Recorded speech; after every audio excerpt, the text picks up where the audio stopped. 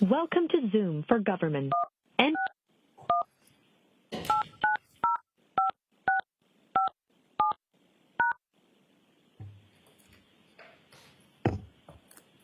Enter your participant ID. Please enter the meeting passcode followed by pound. You have joined the meeting as an attendee and will be muted throughout the meeting. The host, you are unmuted.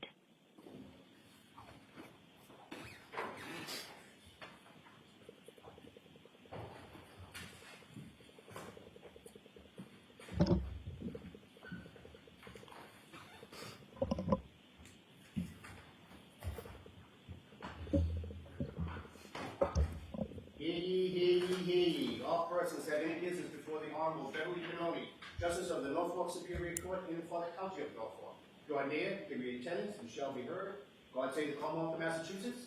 This court is now open. You may be seated. 2282CR117, the Commonwealth versus Karen Reed. Can I have counsel identify themselves for the record? Adam Lally for the Commonwealth. Good morning, Your Honor. Good morning, Mr. Lally. Good morning, Your Honor. Laura McLaughlin for the Commonwealth. Good morning, Ms. McLaughlin. Good morning, Your Honor. Alan Jackson for Ms. Reed. Good morning, Mr. Jackson. Your Honor, Elizabeth Little, also on behalf of Ms. Reed. Good morning, Ms. Little. Good morning, Judge David Unetti for Karen Reed. Good morning, Ms. Giannetti. Good morning, Ms. Reed. Good morning, jurors. I have to ask you those same three questions. Were you able to follow the instructions and refrain from discussing this case with anyone since we left here yesterday? Yes. Everyone said yes or nodded affirmatively. Were you also able to follow the instructions and refrain from doing any independent research or investigation into this case? Yes. Everyone said yes or nodded affirmatively. Did anyone happen to see, hear, or read anything about this case since we left yesterday? Everyone said no or shook their hands. So while you bring your witness in, Mr. Lally, I'd like to see counsel at Sidebar for a brief minute. But they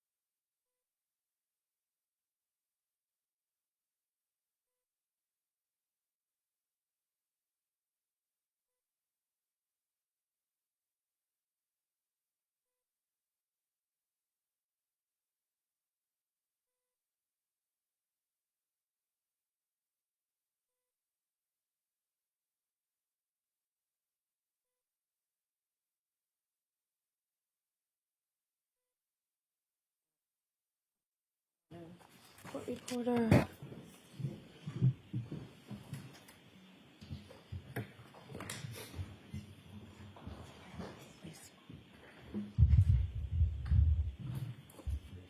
Could you raise your right hand one more time? Do you solemnly swear the evidence you give to the court and jury in the case down here is the truth, the whole truth, and nothing but the truth, so help you God? I do. Thank you.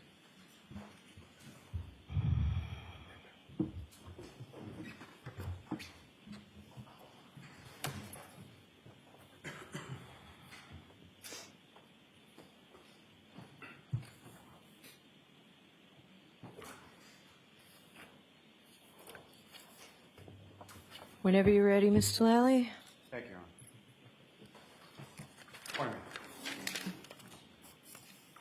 Now, I have a few more questions for you. So, I can turn your attention to the period of time you testified about yesterday when you're at, Mr. O'Keefe is in the back of the ambulance. With respect to his clothing, what, if any, observations did you make in regard to that clothing? He had, in terms of what he was wearing, First, in terms of what he was wearing. he was wearing jeans. He had on a dark colored, light zip up jacket. And I noticed one sneaker. Now, with regard to that clothing, what, if any, observations did you make in regard to the condition of that clothing? It was soaked through.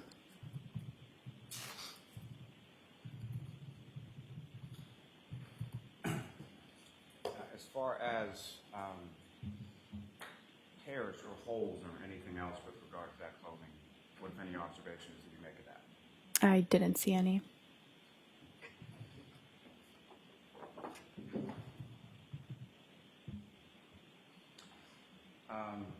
Ms. Gilman, if I could have exhibit number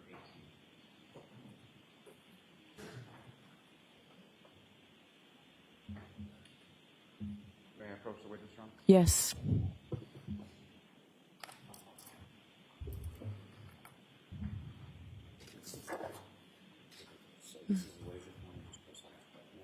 Okay.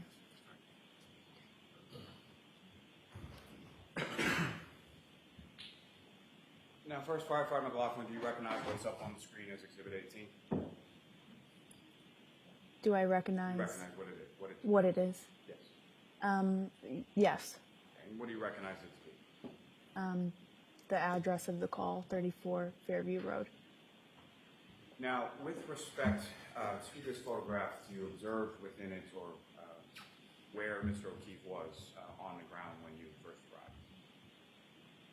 arrived? From this angle, no, I don't. And if you could, it was not on the photograph, is it off to the left, the right, or where would it be in relation to this photograph? To the left, I would say. And about how far off frame do you believe it was? I'm not sure. So my view of the call was, my reference point wasn't a house on either side. The patient was off the road. So my view of this call was the patient was on the side of the road. The only thing that I noted was a fire hydrant.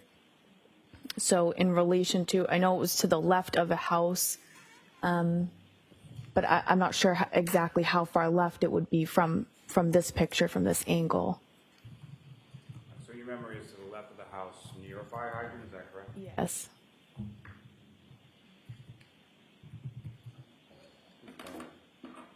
Take that down. I have no further questions. All right. Cross-examination. Thank you, Your Honor.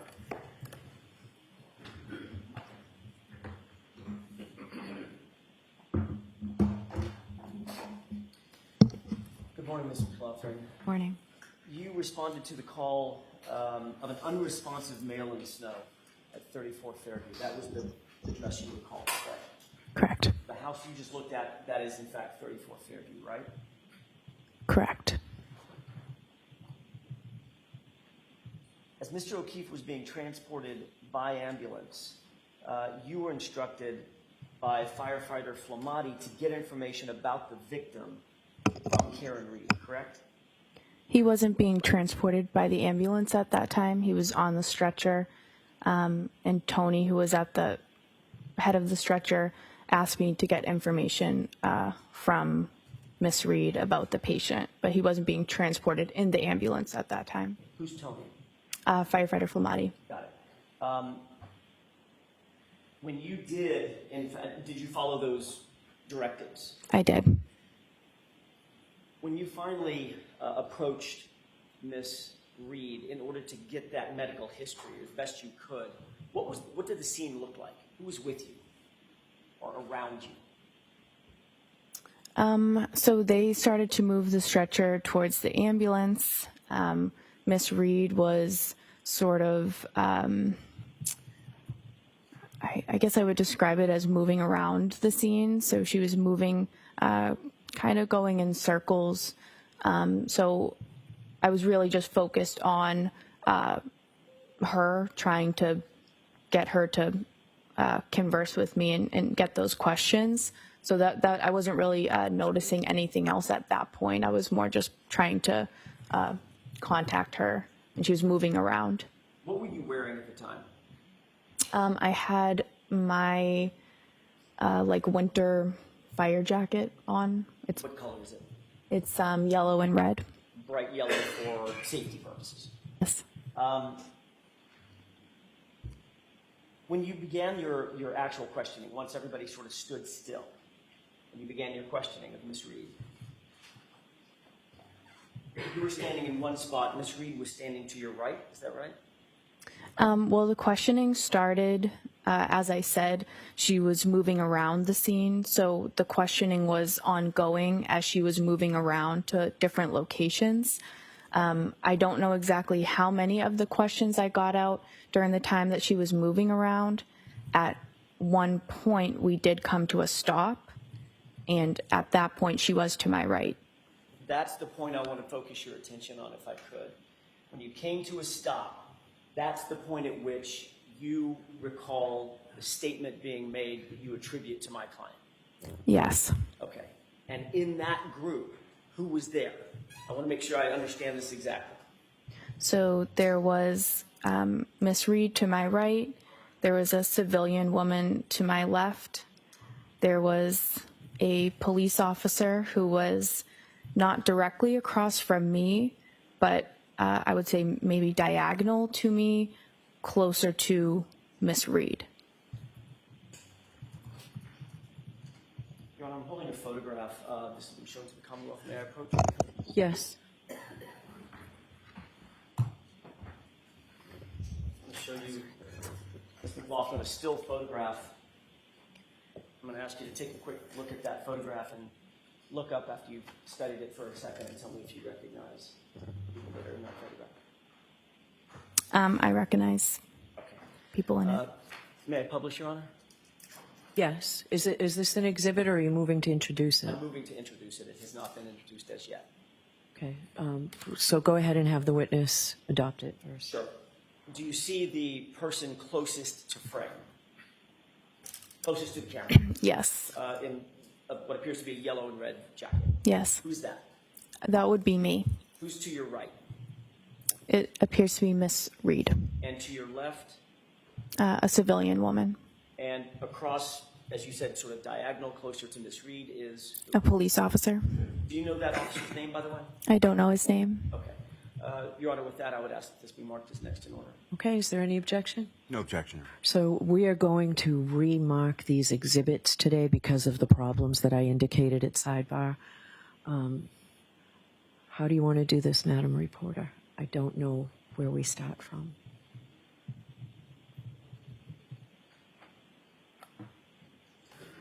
Tori, how many are in evidence?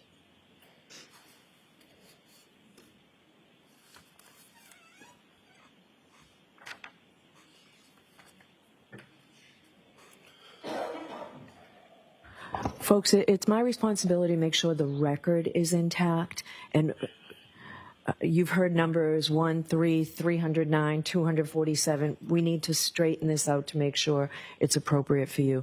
You know what, Madam Clerk, just mark, Madam Court Reporter, just mark it as the next exhibit number, whatever in the hundreds that is, and we'll take care of this today.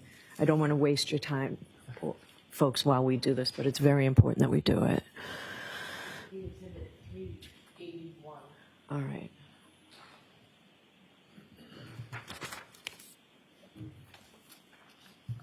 All right, so there was any objection to that from the Commonwealth?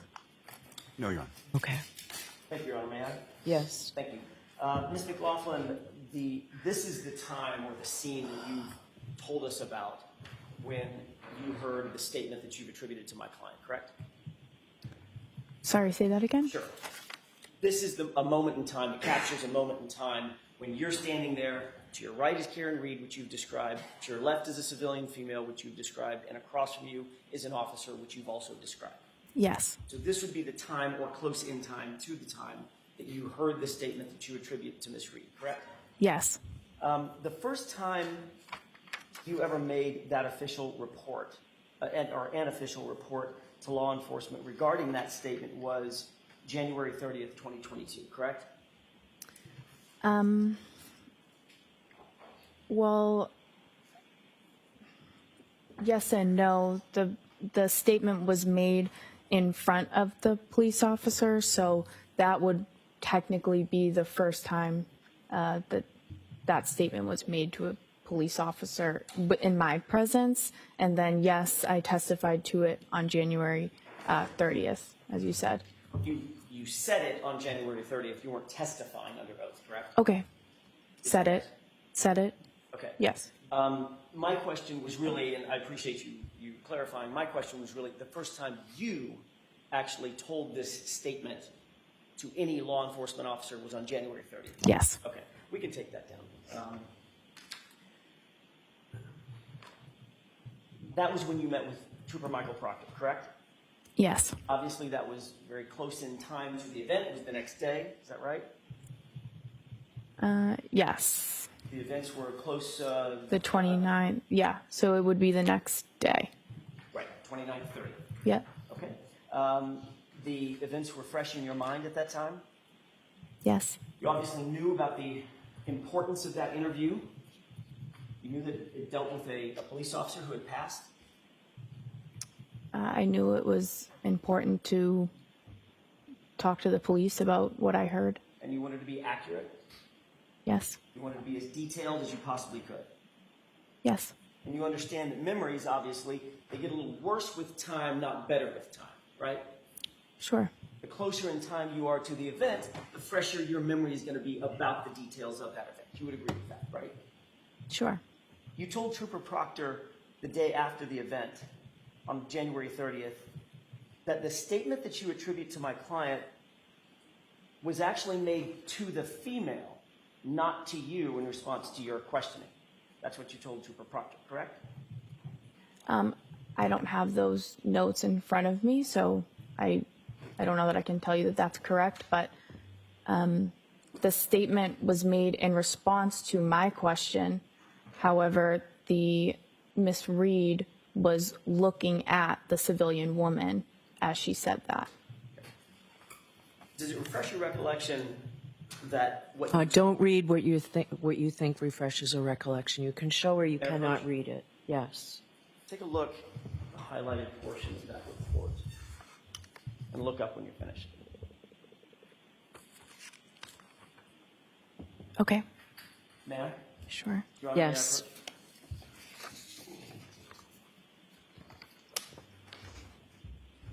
Does that refresh your recollection about what you told Trooper Proctor on January 30th? Yes. And you told Trooper Proctor, Don't quote, let her. In terms Hold on. I'll see you at Sidebar.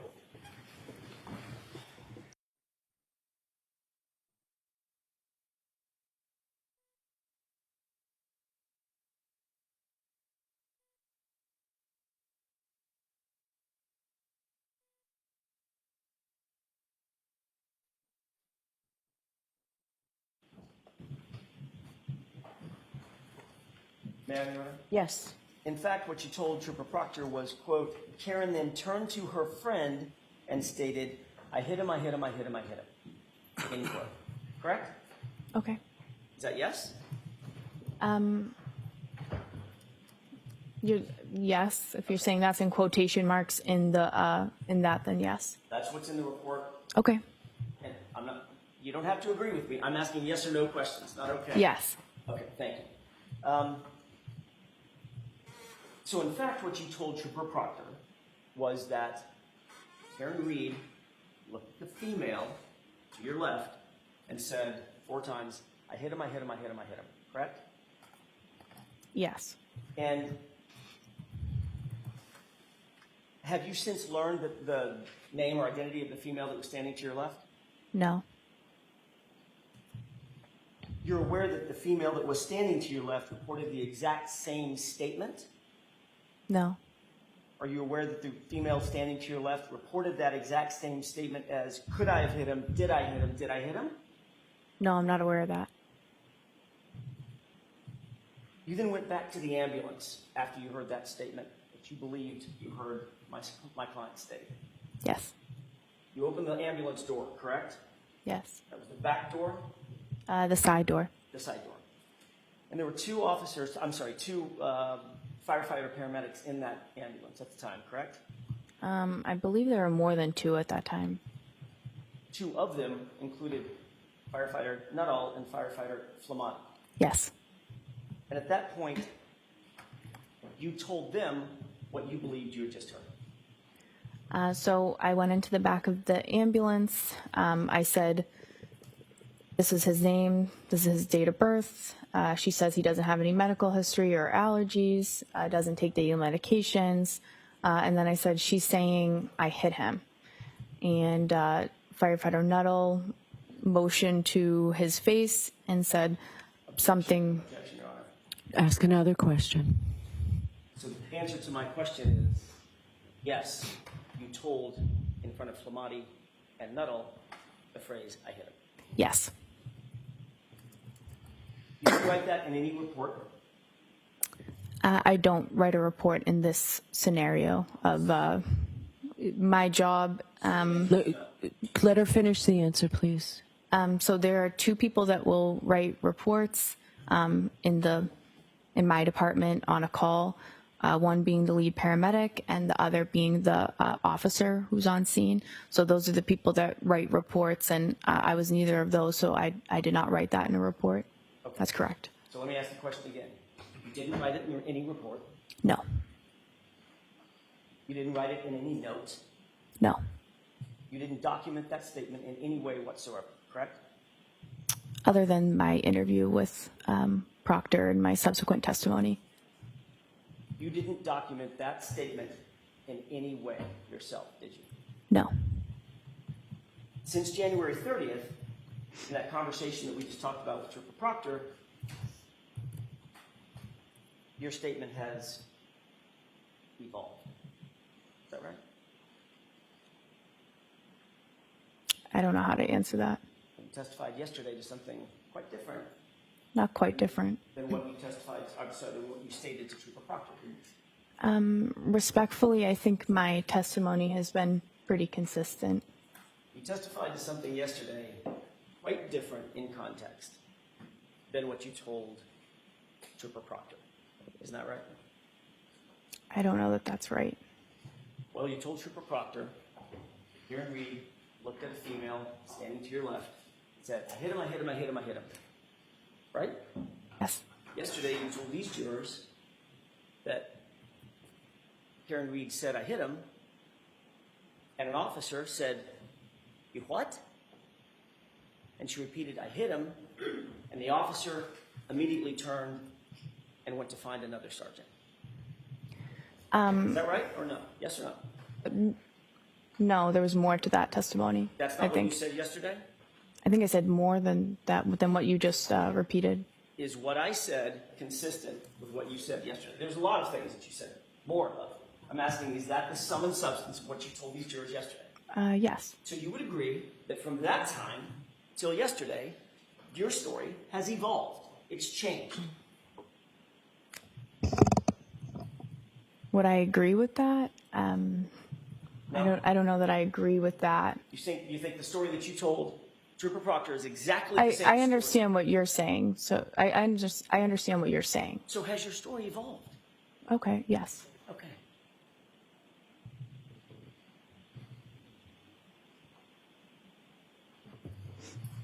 Ms. McLaughlin, who's Caitlin Albert? I went to high school with somebody named Caitlin Albert. With somebody named Caitlin Albert. I went to high school with somebody named Caitlin Albert. So do you know Caitlin Albert? I do. You're friends with Caitlin Albert? I would say more acquaintances, not close friends. How do you describe an acquaintance?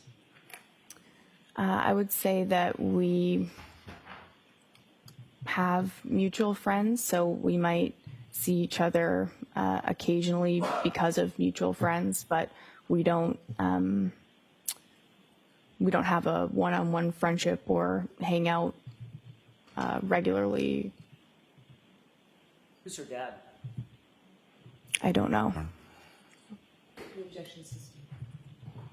Do you know who her family is? Objection. Sustained. May we approach her? Yes.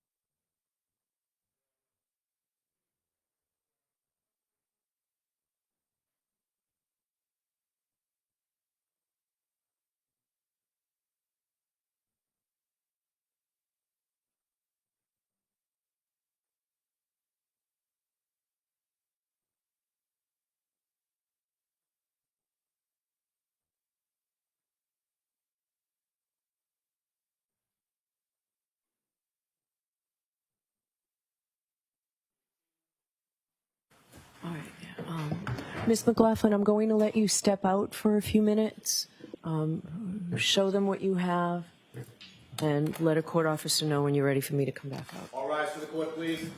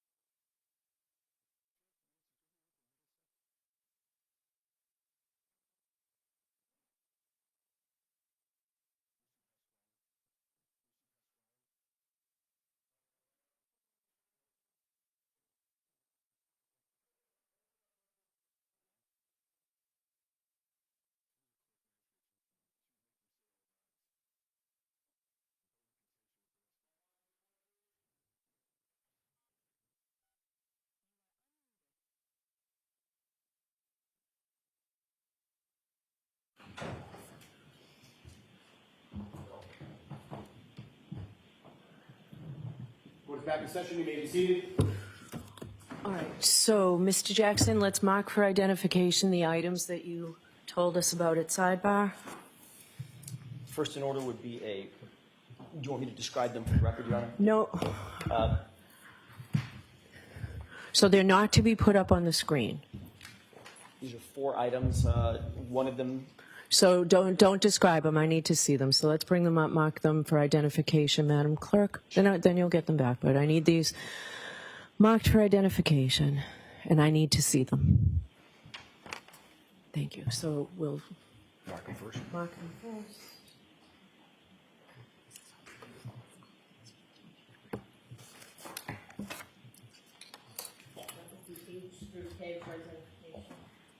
All right.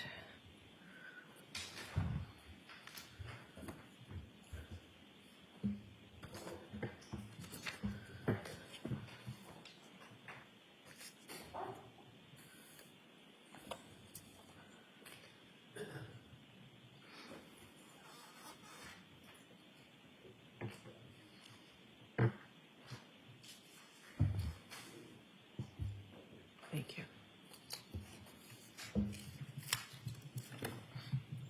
Mr. Clerk.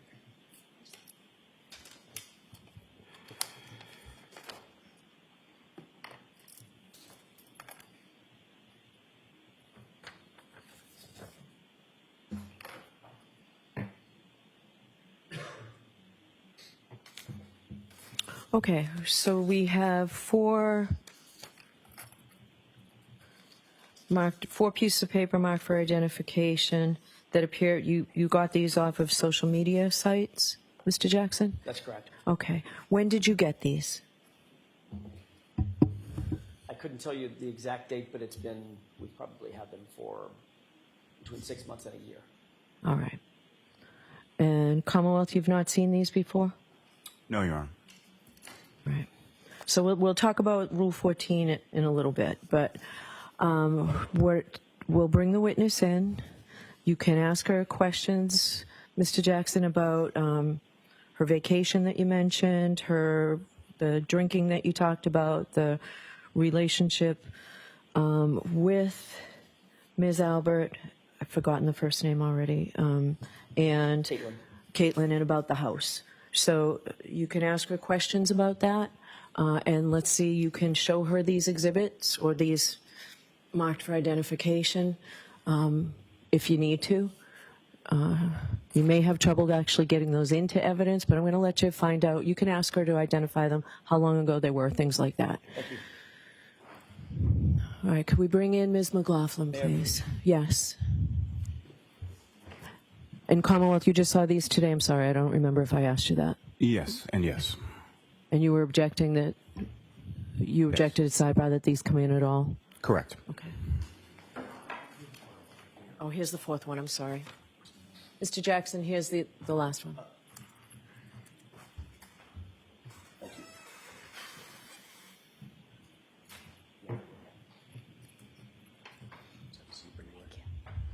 All right, so Ms. McLaughlin, Mr. Jackson's going to be allowed to ask you questions outside the presence of the jury, and you're still under oath and you have to answer them truthfully, okay? Okay.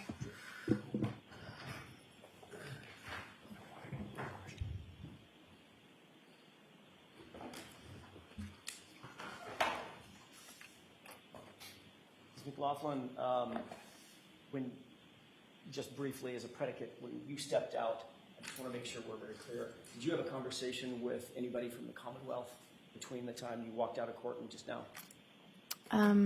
Just about if I needed a drink of water or to use the restroom. Okay, but nothing about the substance of your testimony? No.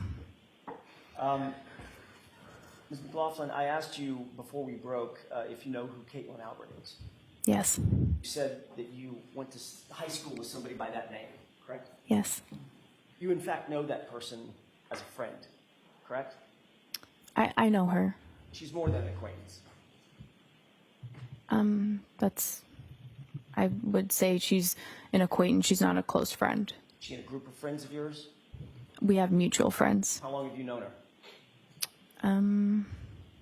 Probably since high school.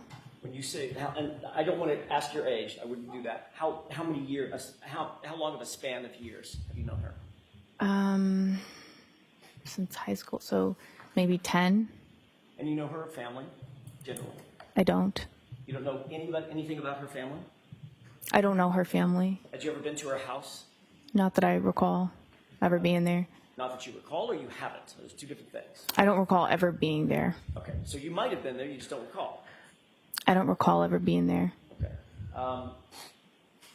If I were to ask you if you have ever been to her house, yes or no, you cannot answer that because you don't know. You cannot recall, correct? I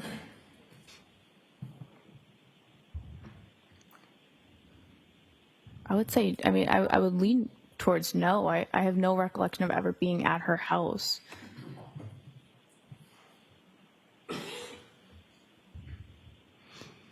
Are you friends with her on social media?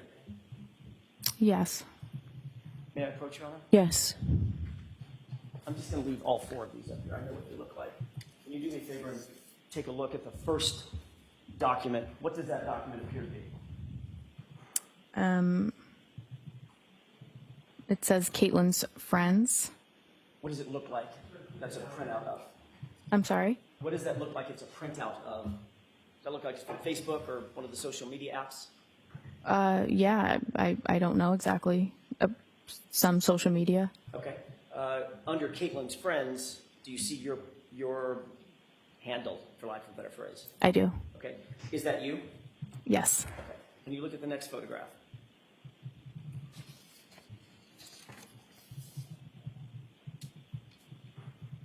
Before we talk about that next photograph, which is, I should go in order for the record, Your Honor. The first one was H.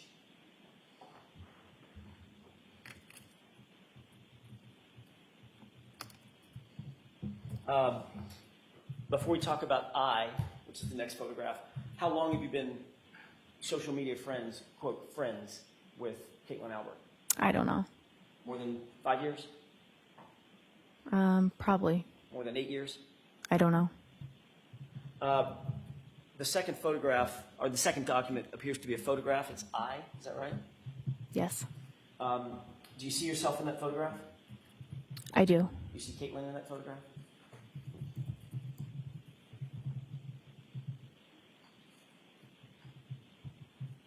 I do. When was that photograph taken?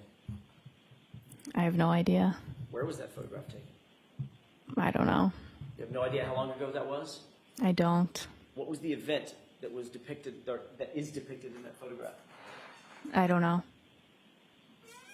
Is that local, or was that on a trip somewhere? I don't know. Probably local. If it's a beach, I don't remember. I've never been away to a beach on vacation with all of these people, so probably local. When we say local, let's talk about local. I don't mean we may have different definitions. Where would that be? What beach? I'm not as familiar with the location. I'm not sure. Maybe on the Cape? Possibly. Okay. Do you recognize some of the other folks in that photograph? I do. Matter of fact, there's a lot of people in that photograph, right? There's a lot of people in it. Did you take a trip with all those people at some point in the past? Take a trip. To the beach. Did I go to the beach at some point with these people? Yes. Okay. When did you go to the beach with all those folks? I don't know.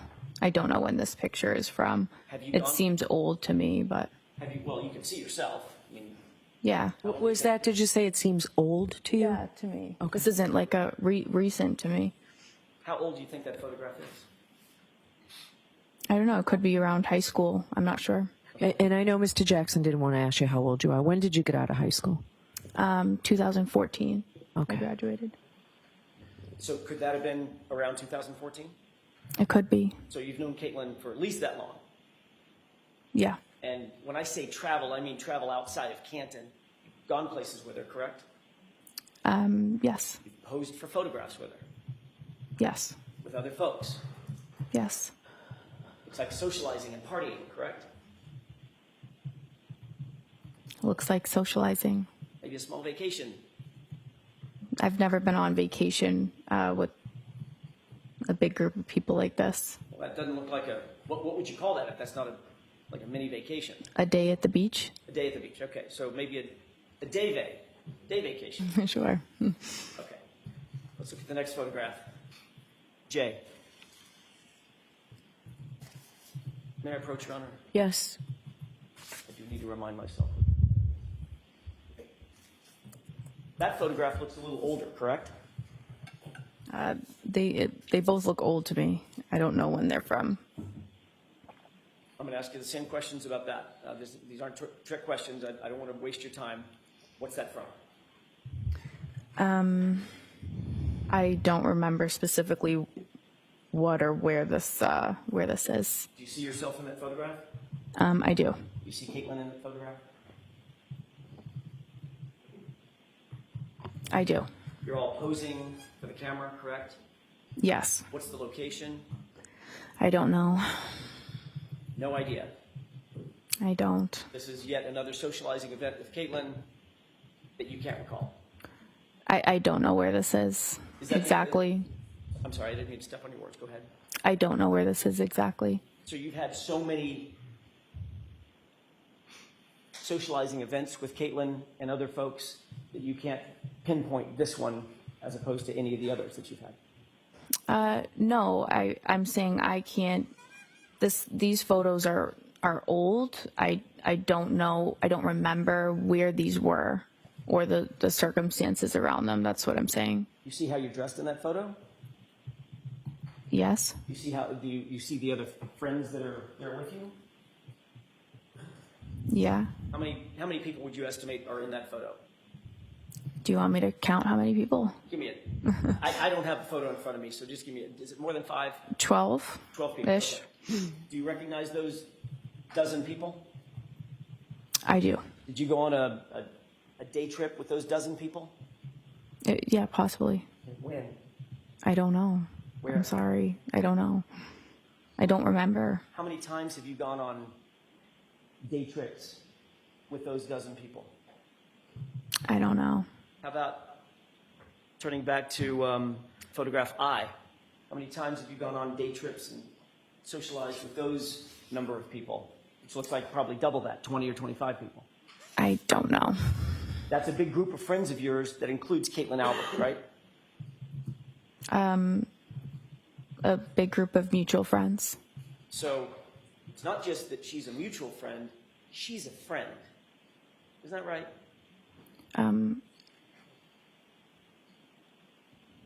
As I said before, I would consider myself more of an acquaintance. We have mutual friends. I wouldn't consider her a close friend, but yeah, I mean that would be my answer. You basically grew up with her, went to high school with her. I didn't grow up with her. I went to high school with her. When I say grow up with her, I mean you grew up in the same town as her, right? Grew up in the same town. Went to the same high school as she did. Yes. Socialized with the same friends as she did. Yes. Went on day trips with her. Yes. And apparently have all the same friend group. Right? I don't know that we have all the same friend group. These are people that we're both friends with. But you don't consider her anything more than just an acquaintance? I think I described it to you. The answer to my question is you don't consider her to be anything more than an acquaintance. I wouldn't consider her to be a close friend. Now let's take a look at the last photograph.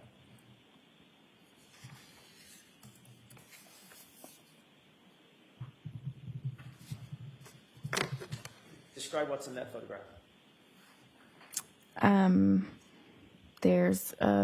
It's a picture of me. Caitlin is in it, and seems to be other people in it as well. May I approach? Yes.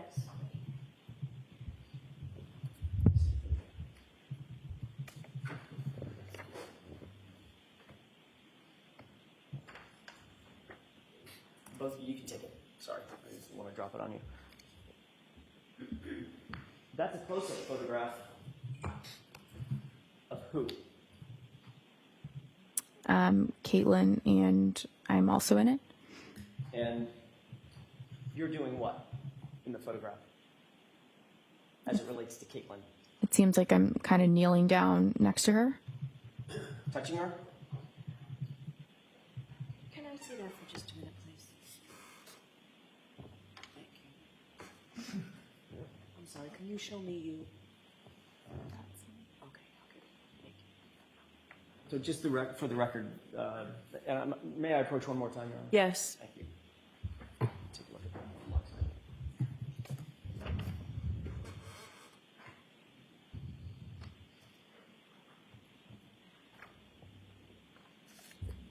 You're sort of just behind Caitlin in that photograph?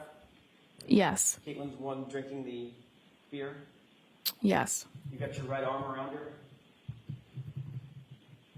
her? Yes. You both appear to be wearing swimwear, Yes. bathing suits, Yes. and you're giving some sort of a sign with your left hand?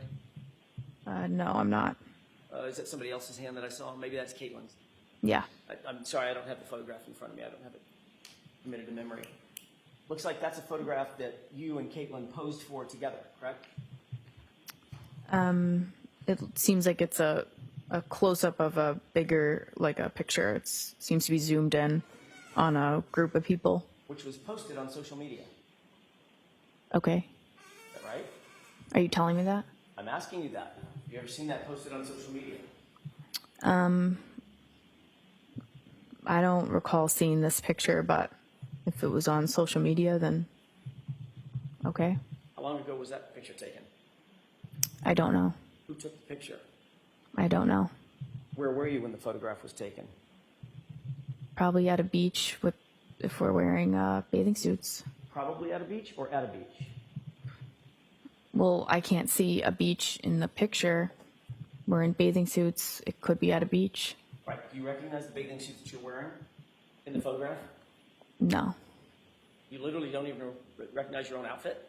No. So that doesn't help define where you were and when that photograph was taken? No, sir.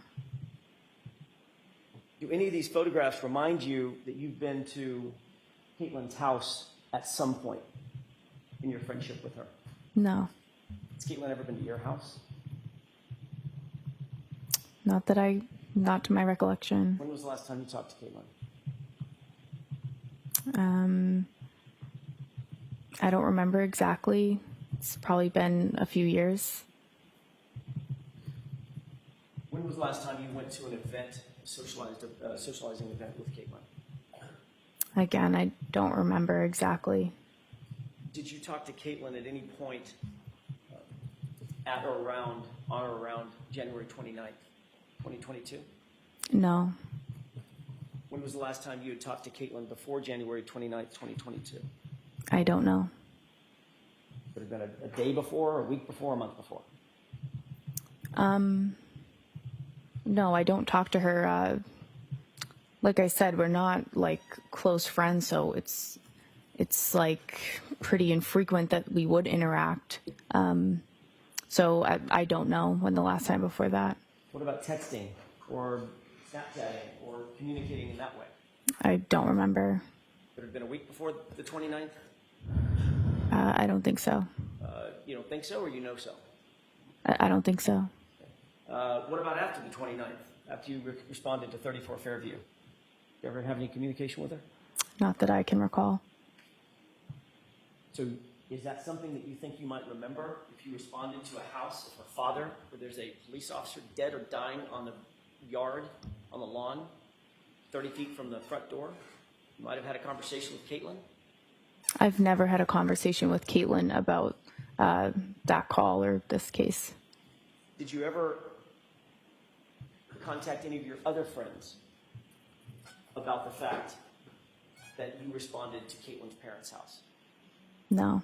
Were you ever asked about this relationship that you had with Caitlin Albert, this friendship that you had with Caitlin Albert at or near the time of the 29th of January? No. Did you ever disclose to anybody that you had a relationship with Caitlin Albert at or around the time of this event? No.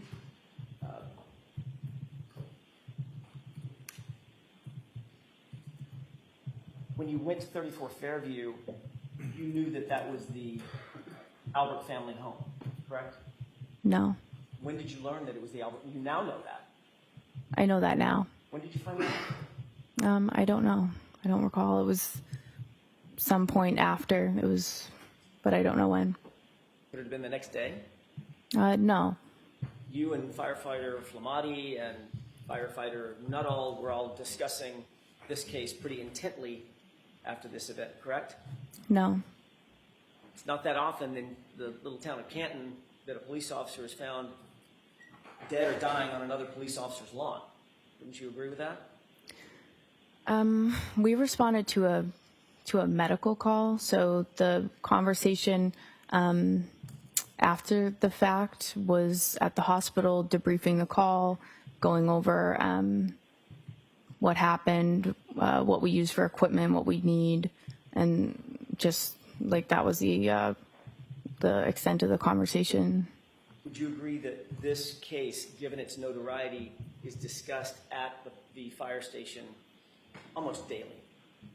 I don't know when I'm not there, but it does get brought up. And obviously the fact that the house belongs to, or belonged at the time, to the Albert family is part of that discussion.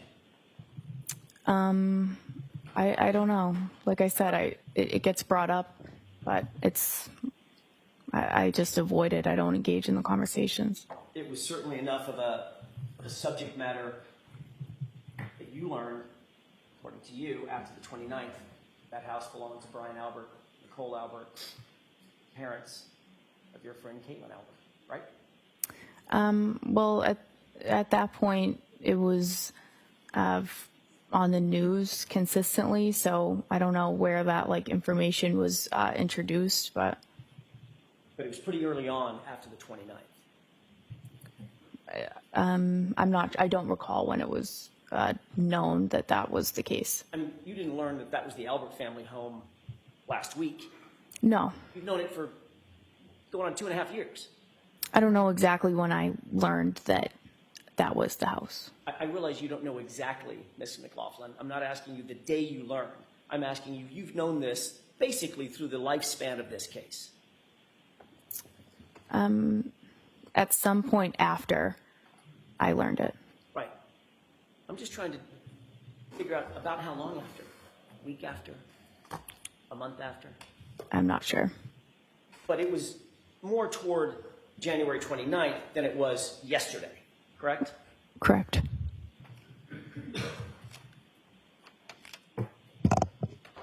Yeah, just a moment, Your Honor. Yes.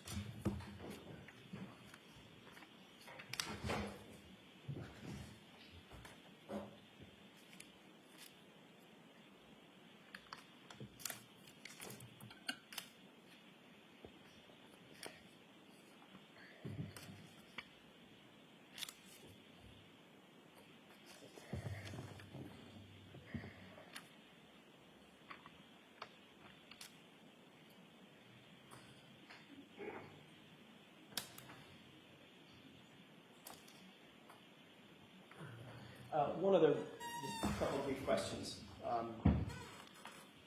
Do you know any of Caitlin's siblings? No. You don't know Brian Albert Jr.? No. Do you know any of her extended family that might be a little closer in age to you, like Colin Albert? No. Have you ever met any of them? Not that I recall. Not that you recall, or no? I don't remember meeting any of them. Your Honor, that's all I have right now. All right, Mr. Lally, any questions? Sure. Just a few, Your Honor.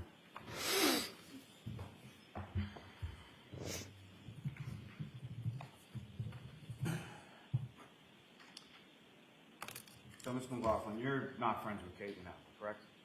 I'm sorry. You're not friends with Caitlin Albert, is that correct? I would say she's an acquaintance, not a close friend. Now, you were shown some photographs of you in a fairly large group with Caitlin Albert, correct? Yes. You don't know when those were, correct? I don't know exactly. You don't know where you were when those were taken, correct? No, not exactly. They seem old. And just to back up, you knew her in high school, but you weren't friends in high school, right? I would categorize our relationship as always being just acquaintances. I knew her. We had some mutual friends, but we were never close friends. We don't have a one-on-one relationship. And as far as high school versus post-high school, would you see her more so during high school, the high school years, or after you graduated? Well, probably more in high school just because you're there every day. But then afterwards, yeah, only here and there. Like I said, like mutual friends. So maybe events for mutual friends, I might run into her.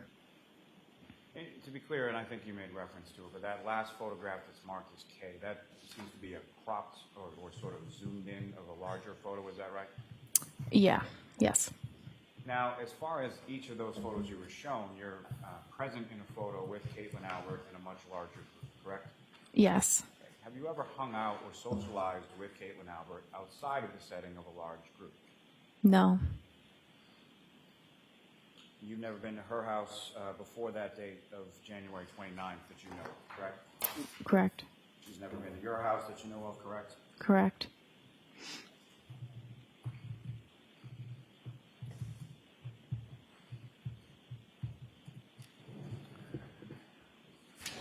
Now, as far as that first one, that's as far as social media is concerned, as far as a friends list, and without sort of doing it, I'm sort of putting that in air quotes.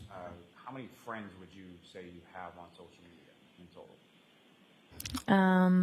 I don't know. Maybe over 500. I don't know. And of those 500 people, how many of those 500 people would you consider actual friends? Much less than that. Less than 10.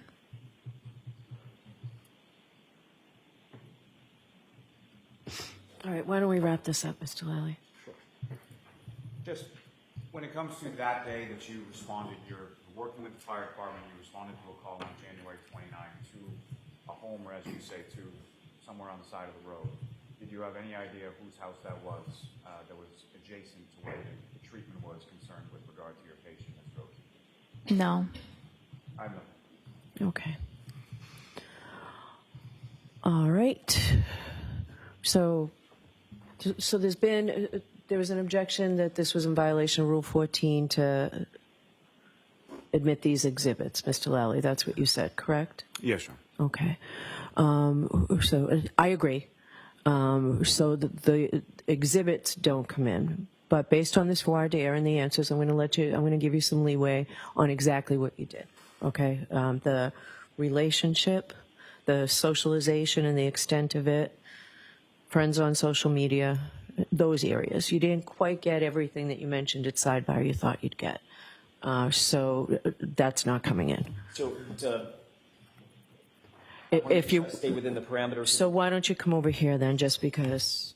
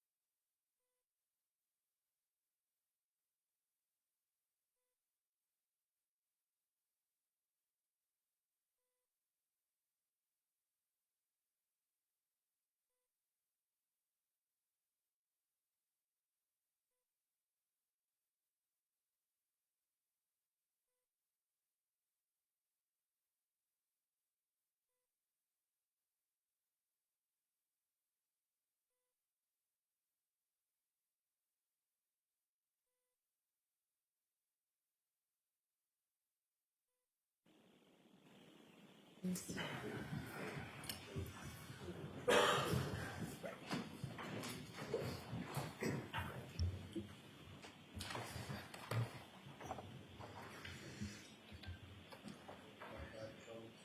you all think they're right outside the door, you're mistaken. Please be seated.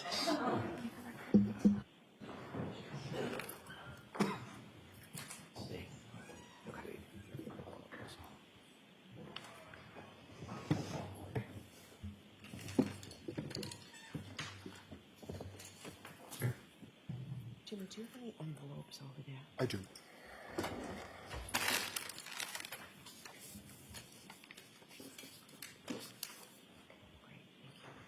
Any more? Excuse me? Do you need any more? Do you have a little bit to go on? If not, that's fine. I'll work on it. You know what? No, this is good. We're good. All right. Just use the chair for Steve.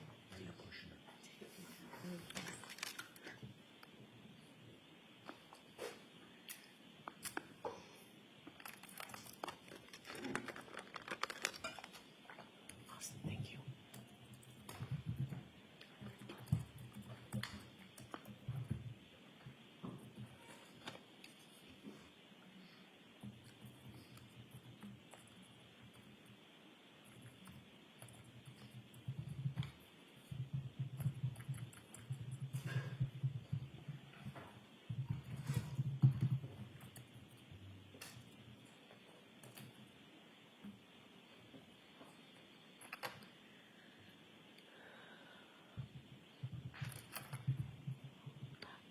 Ms. McLaughlin, did you say you had a water? Is there a water waiting for you out there that you need? Or? I'm okay. Okay. Thank you.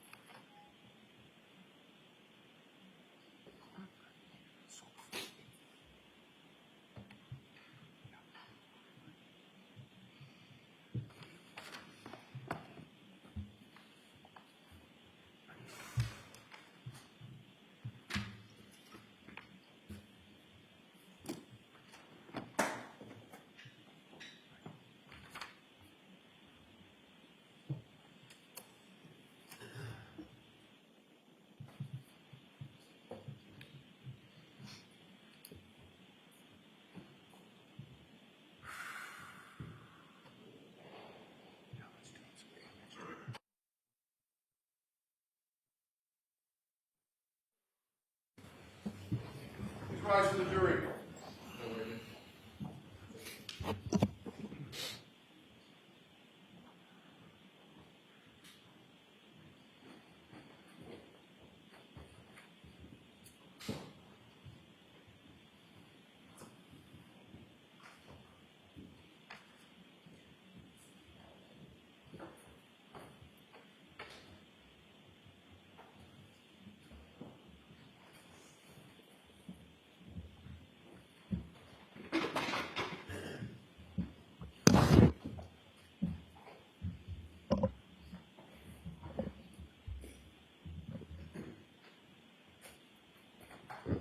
This court is in session. Please be seated.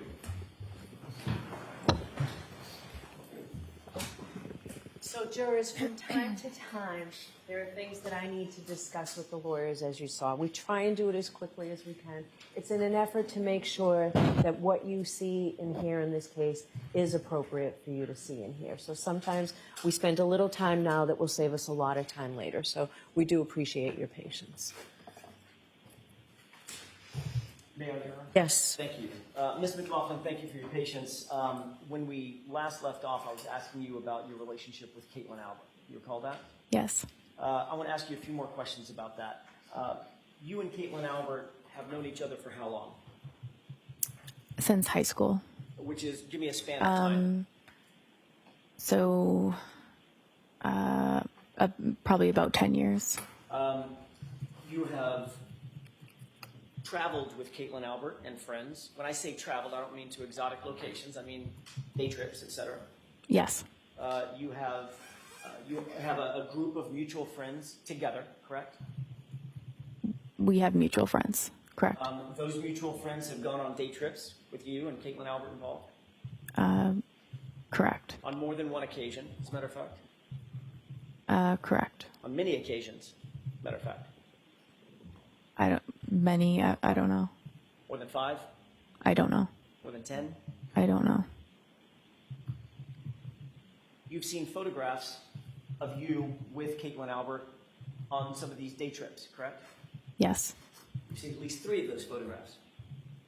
Yes. You're friends with Caitlin Albert on social media? Yes.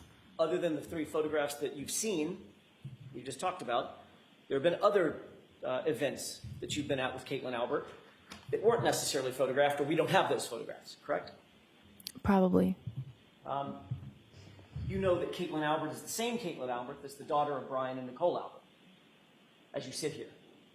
Yes. As I sit here today, yes. And you know that Caitlin Albert also has siblings, Brian Albert Jr., correct? As I sit here today, yes, I know that.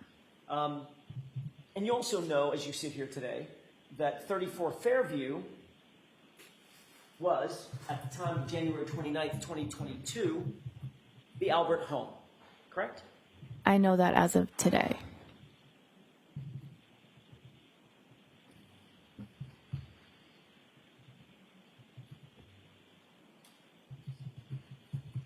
You indicated, let me rephrase that.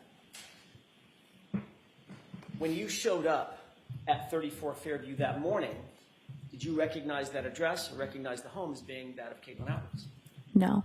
You have since learned that that was Caitlin Albert's home. As I know that now. Right.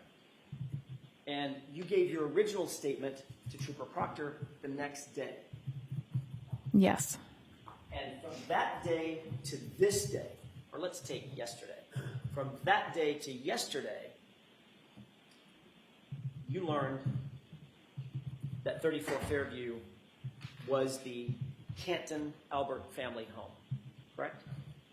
You're asking if I know from... Between those 2 dates. Yes. Between the time you spoke with Yes. Proctor in this report till yesterday when you testified, you now know that that's the Albert home. Yes.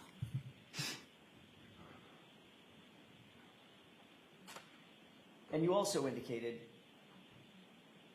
that between that report that you gave to Trooper Proctor, that statement that you gave to Trooper Proctor, and yesterday's testimony, your statement has evolved. You've already admitted that, correct? I don't think I agreed with you on that. It's changed. It's different. I've always testified to I feel as though my testimony has been consistent. I appreciate how you might feel. I'm just interested in the actual facts. You didn't tell Trooper Proctor anything about this officer questioning my client. Correct? Objection. So I'm going to see counsel at Sidebar because I think this morphed into a different.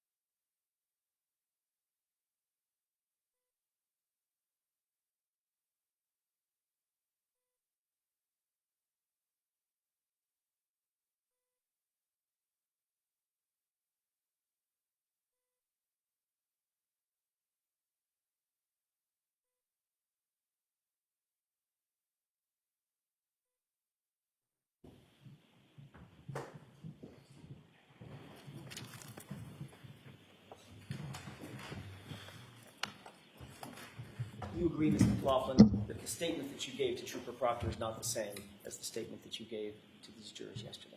Right? Yes. Yeah, just a moment. Yes.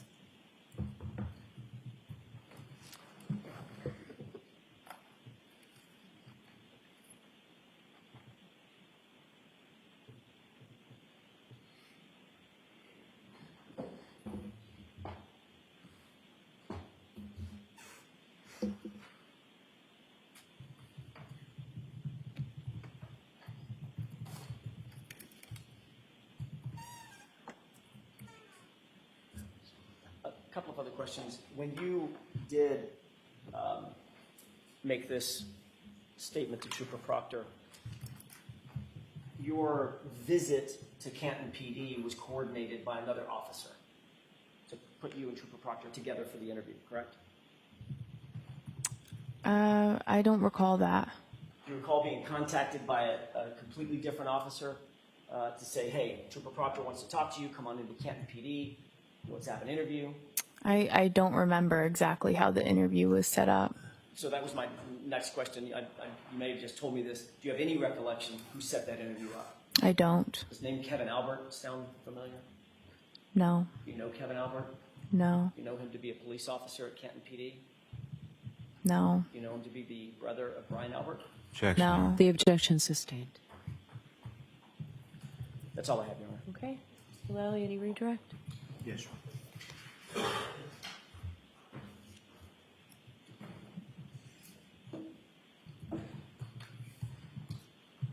So, Firefighter McLaughlin, you went to high school with Caitlin Allen, correct?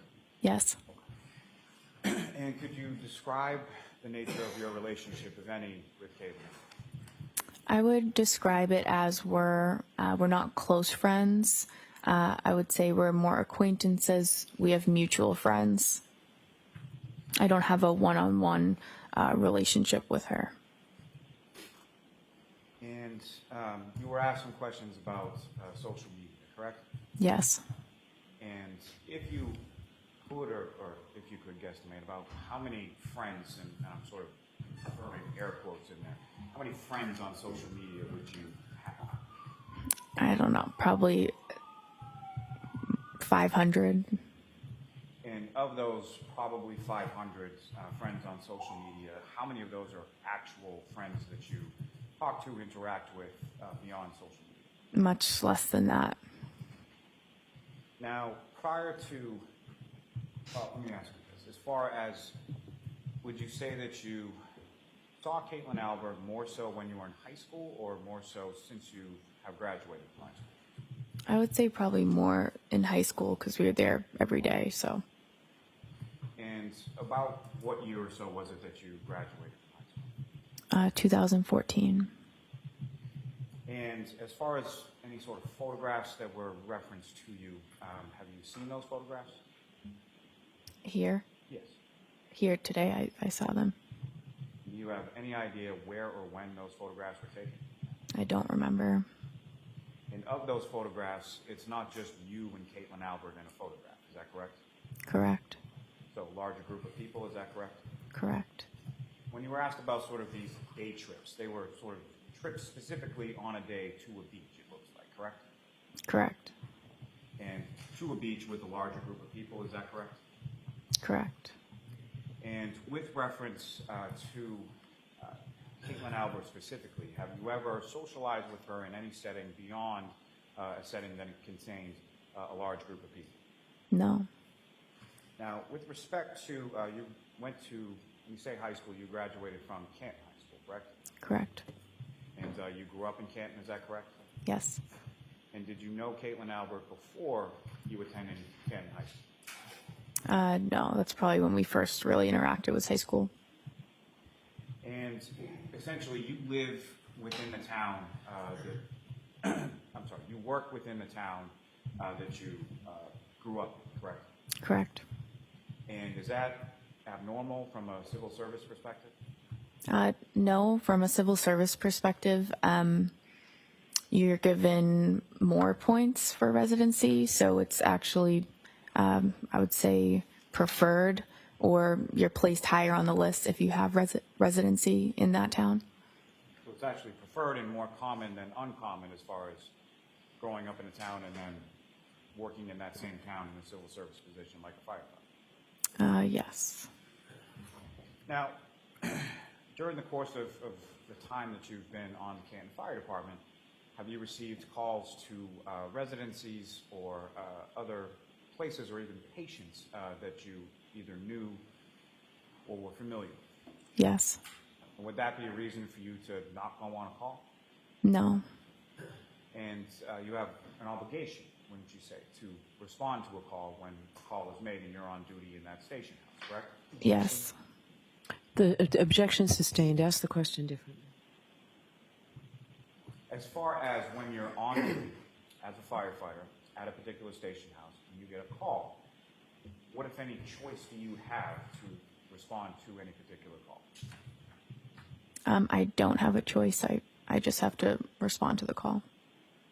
And then prior to that date of January 29th, had you ever been over through socialization or otherwise Caitlin Albert's house? Not that I ever remember. Had she ever been over your house? No. And again, had you ever socialized with her outside of a large group of people? No. When you responded on that morning, just after 6 a.m., the house of 34 Fairview Road, did you know who lived there? No. During the time since January 29th of 2022, have you ever spoken to Caitlin Albert about what happened that morning in front of 34 Fairview Road? No. Now, you were asked some questions on cross-examination about knowing sort of Caitlin Albert's parents' names or siblings' names or things of that, correct? Right. And prior to January 29th, you didn't know any of those names, is that correct? No. You learned of them subsequently, is that correct? Yes. Now, may we approach this briefly? Okay.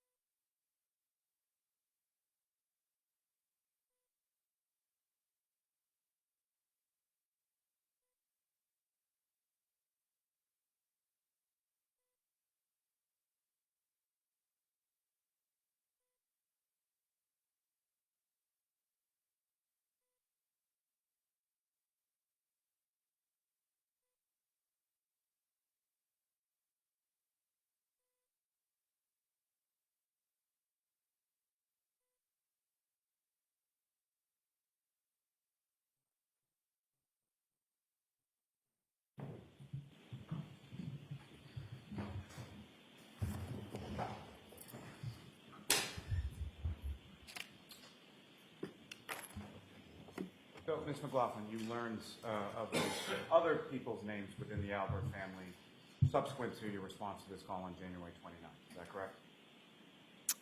Yes. And you learn of those through sort of various news or media reports in relation to this case, not something that you had any conversations with anybody about, correct? Correct. I have nothing further. All right. Your Honor, if I may, I have a brief Okay. follow-up. Okay. You indicated, Ms. McLaughlin, that Mr. Lally just asked you about these 500 friends on social media. A couple of quick questions about that. Of those 500 friends on social media, how many of those have you taken day trips with? I don't know. How many of those have you gone to the beach with? I don't know. How many of those have you posed for photographs with? I don't know. How many of those have you posed for photographs in swimwear with? I don't know. How many of those have you been photographed with your arm around while that other friend is drinking a beer? Sustained. Sustained. Ms. McLaughlin, all of those things that I just mentioned, you have done with Miss Caitlin Albert. Objection, Your Honor. Sustained. That's all I have. Okay. All right, Firefighter McLaughlin, you are all set.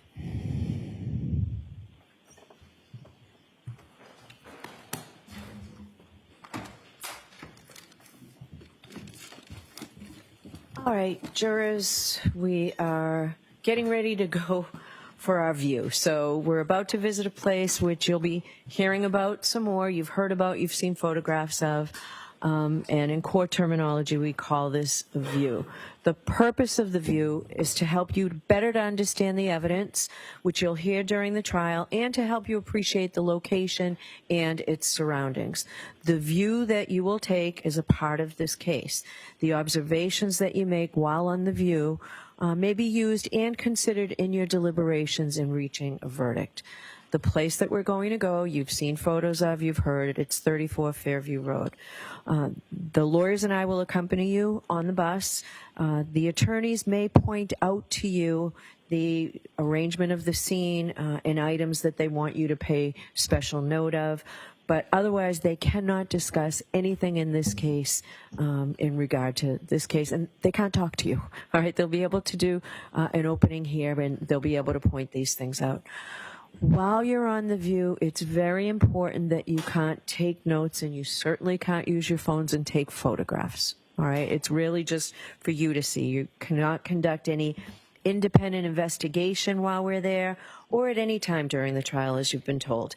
You're not to return to the scene or ask anyone else to do it for you until the case is over. So this is your opportunity to take a look when we go. What you are to do in the view may be best summarized in two very familiar words, which is stop and look.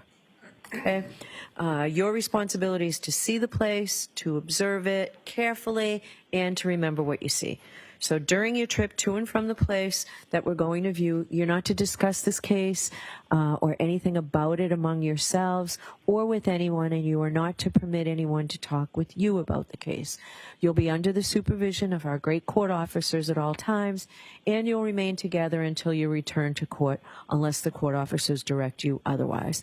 And just so that you know, because some of this came up during our jury selection process, spectators, if there are any, and all members of the press have been ordered to stay 100 yards away from you. All right, so you can go and you can look and take your time looking without worrying about any interference from anyone.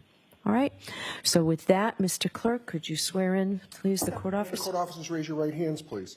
Do you solemnly swear you will take this jury upon the premises in question and there suffer them to view the same in any property, place, or thing bearing upon the issues on the trial, as they shall seem necessary, that you will not permit the parties to enter in a debate in front of the jury or a person to speak to them unless it be Adam Lally for the Commonwealth and Alan Jackson for the defendant, they to point out such places or things as they deem expedient for the determination of the issue, and that you will keep the jury together until they shall return into court, except the court shall otherwise order, so help you God. Thank you. All right, so Mr. Lally, do you want to do a short view opening? Yes, thank you. Okay. So, ladies and gentlemen, as Her Honor just described, we're about to go to a place. When we arrive there, and at any point in time when we're there, this is not a point where we can have any sort of conversation or back and forth. So All I'm going to be asking you to do is just take note of certain locations and certain items as you see them. And again, as with anything in this case, this is as you find them, as you observe them, okay? So first I'm going to ask you to sort of, when we arrive in a general area, as far as taking note of sort of street names when you're coming into and when you're exiting from this particular area. When we arrive at a specific location, I'm going to ask you to take note of certain things about the roadway, okay?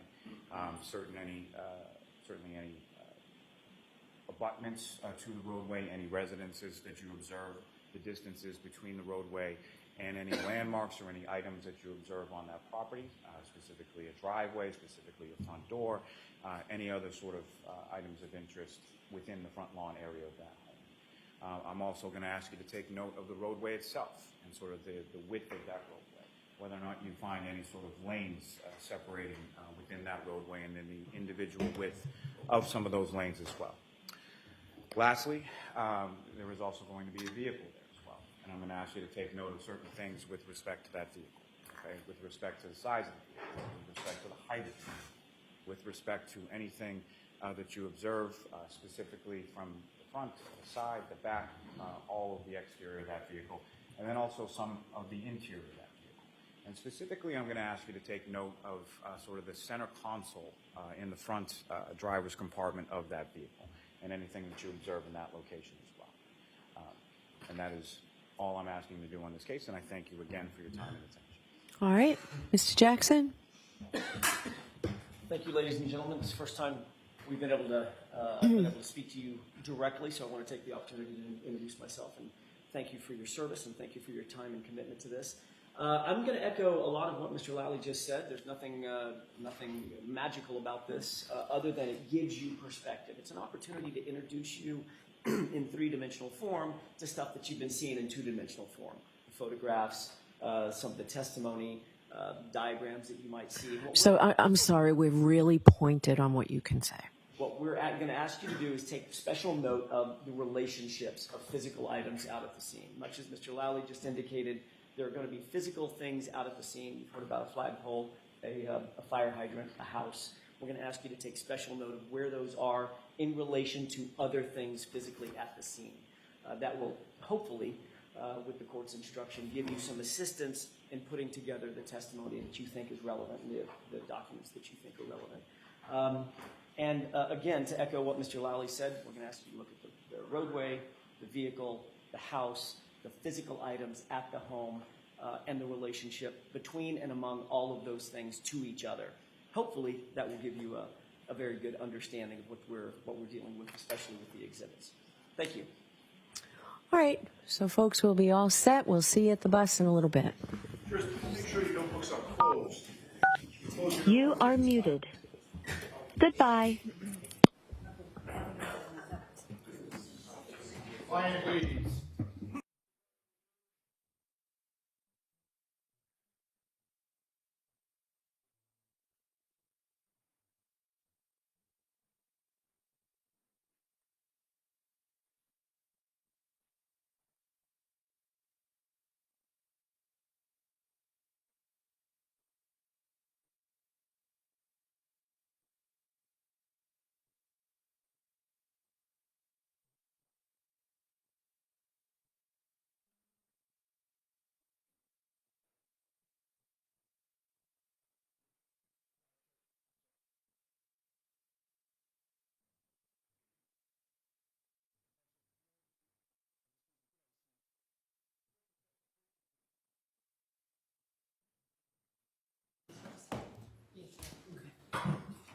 Your Honor, I'm so sorry for the false start. I wanted to make one final record on the court's ruling. I respect the court's ruling on the Go ahead, you can make your record.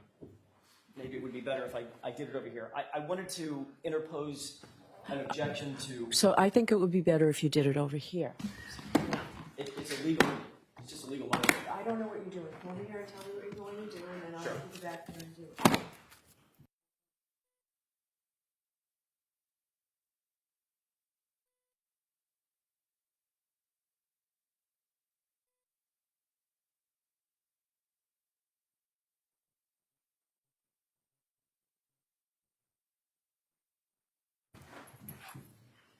May I get that? Yes. Okay. As it relates to the 4 exhibits that the court deemed were not admissible because of a violation of Rule 14, I wanted to elaborate just very briefly. Go ahead. Our objection.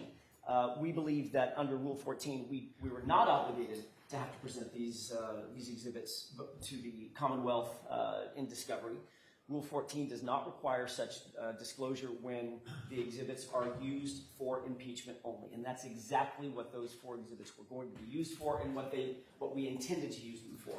Had this witness said, "I know Caitlin Albert, we've been friends for 10 years, we went to high school together, we've been on day trips together, we've been to the beach together, and we've socialized together," I wouldn't have to show any photographs, but that's not what she said. What she said was, "I went to high school with a person named Caitlin Albert," which is a bastardization of the truth. That's not the truth.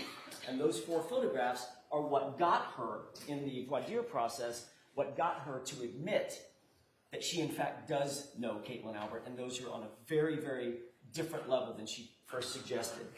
As the SJC is explained in the case of Commonwealth versus Aguiar, Aguiar, at 400 Mass 508, Penn site at 513. It's a 1987 case that says the following, and then I'll finish my record. Quote, "A defendant has a constitutional right to bring to a jury's attention any circumstance which may materially affect the testimony of an adverse witness, which might lead the jury to find that the witness is under an influence to prevaricate. It matters not that the evidence would reveal an otherwise inadmissible fact, such as the witness's commission of a crime. A judge may not restrict cross-examination of a material witness by foreclosing inquiry into a subject that could show bias or prejudice on the part of the witness," end quote. And that's exactly what we believe we were entitled to do with Katie McLaughlin as a witness for the Commonwealth. She has bias, or at least the jurors can consider a bias. She has prejudice, the jurors could consider a prejudice because of a pre-existing relationship with Caitlin Albert about which she was not truthful. So I wanted to make that record and ask the court to reconsider whether or not those 4 exhibits could be introduced. I don't need to make any big deal about it. I don't want to call her back to the stand, but I think the jurors, now having had the description of those photographs, should be able to see them in evidence. And I would submit. All right, so that request is denied. The record's clear. So Ms. Reed is not going on this view. She just needs to make sure she's back here by the time we return. So, Mr. Yannetti, you're nodding. Yes, you will contact her and make sure understood. she's back here. Understood. All rise for the court, please.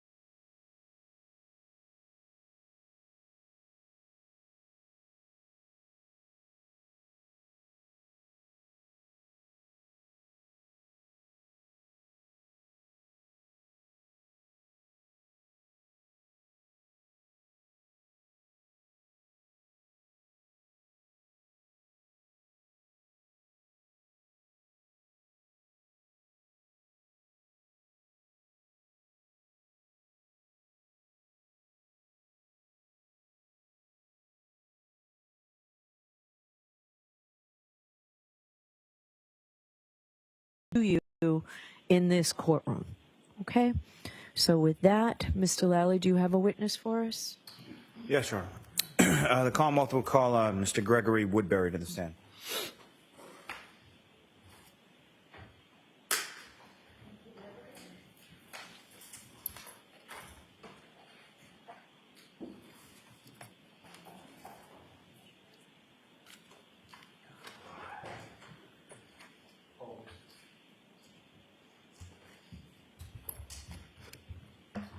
Step up to the witness stand, please. Face that clerk and the jury. Do you solemnly swear the evidence given to the court and jury in the case now hearing speak the truth, the whole truth, and nothing but the truth, so help you God? I do. Thank you. You may take the seat.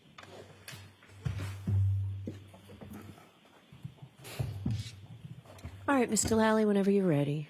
Thank you, Your Honor. Good afternoon, sir. Good afternoon. Could you please state your name and spell your last name, please? Greg Woodbury, Woodbury. And what do you do for work, sir?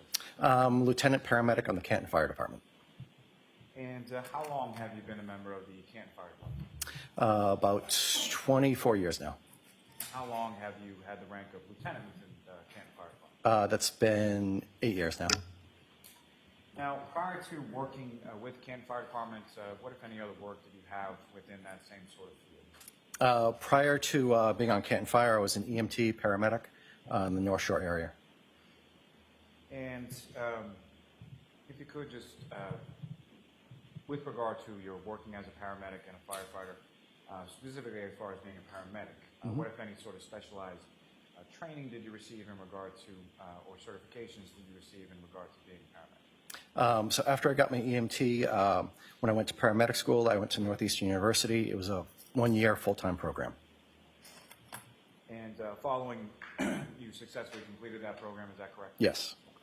And is there any sort of continuing educational component or recertification component in regard to your paramedic certification? Yeah, every 2 years, paramedics have to recertify. We're required to get so many hours of continuing education to recertify every 2 years.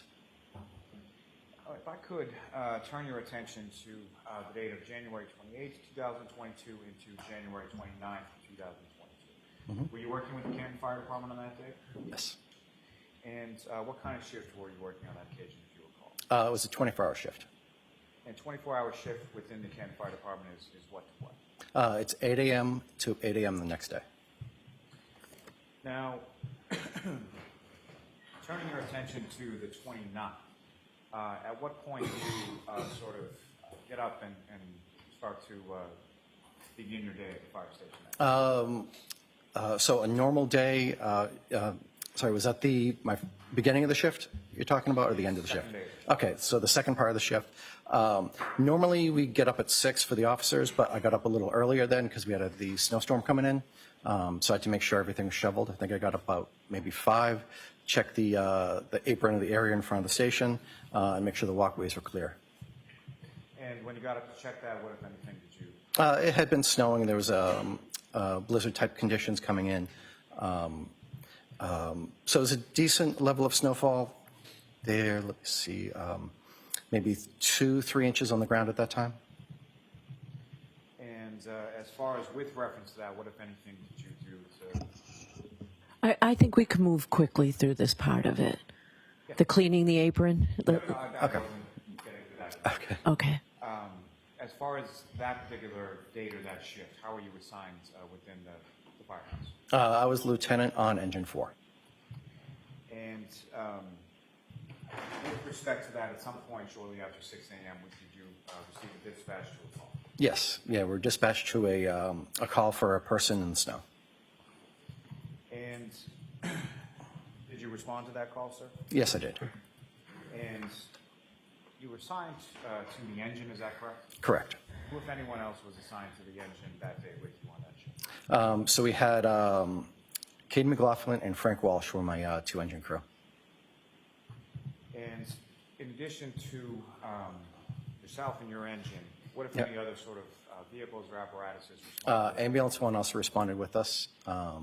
So that was Tony Flamati, Matt Kelly, and Tim Nuttall had also hopped on the ambulance. He was coming in for the shift in the morning, came in early to beat the storm. And do you recall where the call was in regard to what the address was? I don't remember the address offhand, but it was not that far away in the district. And when you arrived in the engine, when you first arrived on scene, as you were arriving on scene, what, if anything, did you sort of see as upon your arrival? So the police were already there. We were approaching the scene. I could see several people off to the side in the yard doing something, so we went to investigate that. When you say off to the side, was that to your left, to your right, or something? So the way I was approaching the street, it was on the left-hand side. And when you indicate you see some group of people, is that correct? Yeah, there was a few people around. I don't remember exactly how many or what they were doing. And when you start to make your way over there, what, if any, when you arrive on scene, Yep. what is sort of the first thing that you do? So we went to evaluate the patient. I believe someone had started CPR prior to us getting there, so we went to continue that. When you say someone had started CPR prior to you? I don't remember the particular individual that was doing it as we arrived. My only question, sir, so it's someone outside of your department, correct? Yeah. And do you know if it was one of the police officers or someone else? I don't remember.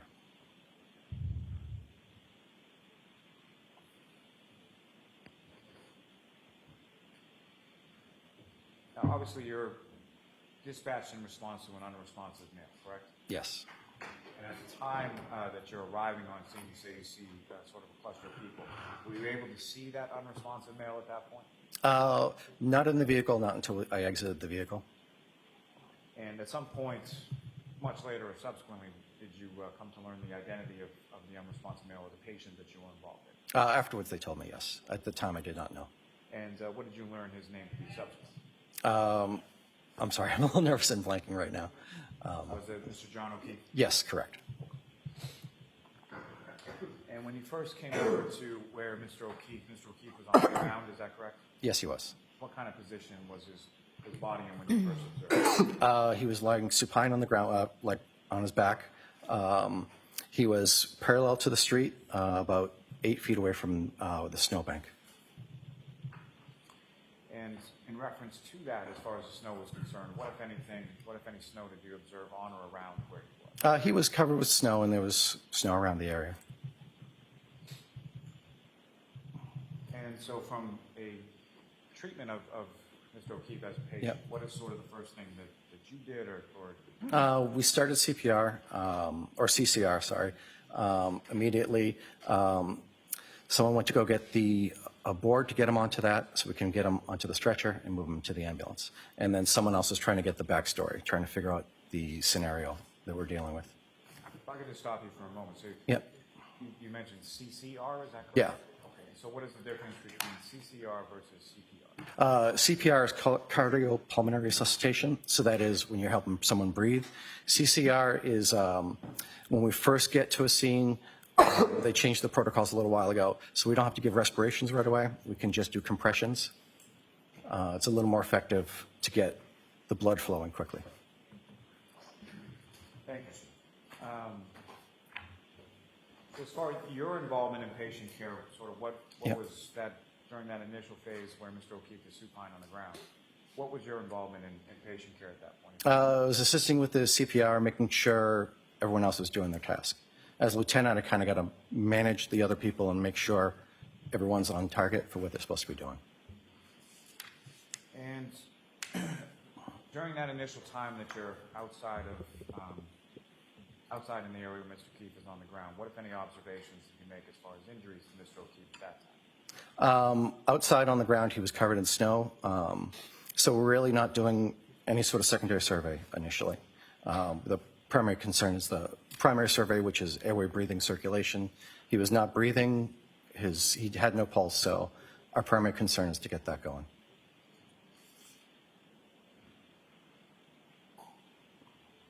And at some point, are you able to get him from the ground to the back of the ambulance? Yeah, we moved him onto a longboard, then moved him from the longboard onto the stretcher, and brought the stretcher over the ambulance and loaded him in there.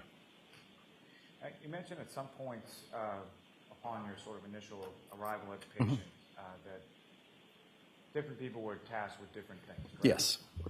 And someone was tasked with trying to get sort of what you termed a backstory, is that correct? Yes. Okay. Why, Yeah. why is that important? So when you have someone unconscious, unresponsive, you want to know when they were last well, the last breathing, last seen, trying to figure out why someone is on the ground. There are different reasons of why they could be there, trying to figure that out. Normally people don't lay down in the snow, so trying to evaluate the reason the person was unconscious. And so you're able to get him on, Mr. O'Keefe, onto a stretcher into the back of the ambulance, correct? Yes. Okay. And fair to say that the lighting in the back of the ambulance is better than it was outside? Correct. And when you're in the back of the ambulance, are you able to then do or participate in that secondary survey? Yeah, we started doing a secondary survey after we started getting good compressions going. Someone was working on the intubation, and then one of the procedures is to strip off the clothes and evaluate the person. And if you recall, how were the clothes removed? I don't recall exactly which method they used. Typically we cut them off, but I'm not sure if they did that or they just pulled them off. And what, if anything, do you recall as to Mr. O'Keefe's clothing and sort of what he was wearing when he was found? I really wasn't paying attention to it. The primary concern is trying to revive him. So to that secondary survey, as far as once you're in the back of the ambulance, what, if anything, did you observe as far as injuries on Mr. O'Keefe at that? He had a hematoma, or a bruising. The right eye was very prominent. There was some scratches on the right forearm. Was most of the external injuries we noted. And now, in addition, so as far as people on scene, there were a number of different firefighters from your department. And you mentioned that the police were on scene when you arrived. Is that correct? Correct. So beyond the police and fire, what, if any, other individuals did you observe at some point when you were on scene? There was some other civilians there. I really wasn't paying attention to them.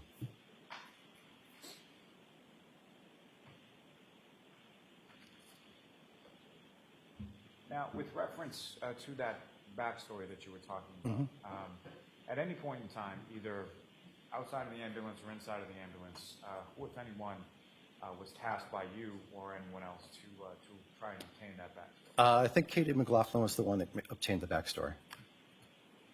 And if you know, was there any other conversation that you were present for between any of your other firefighters and any of those civilians? That was primarily when she relayed to us the information that she had obtained. We were trying to figure out the scenario of why he was found unconscious, unresponsive.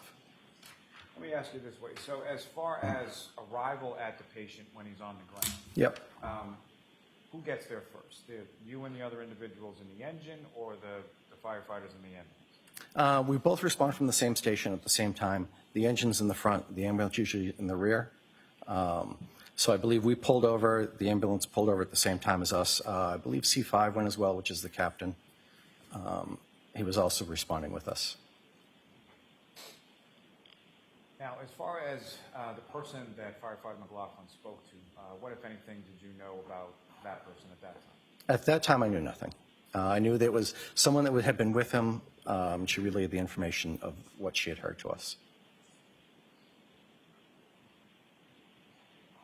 And the information that Firefighter McLaughlin, without reference to what it was, but the information that Firefighter McLaughlin was able to obtain, did she communicate that to you and the other firefighters in the ambulance? Yes. Yeah, she came in the ambulance, told us what she had heard.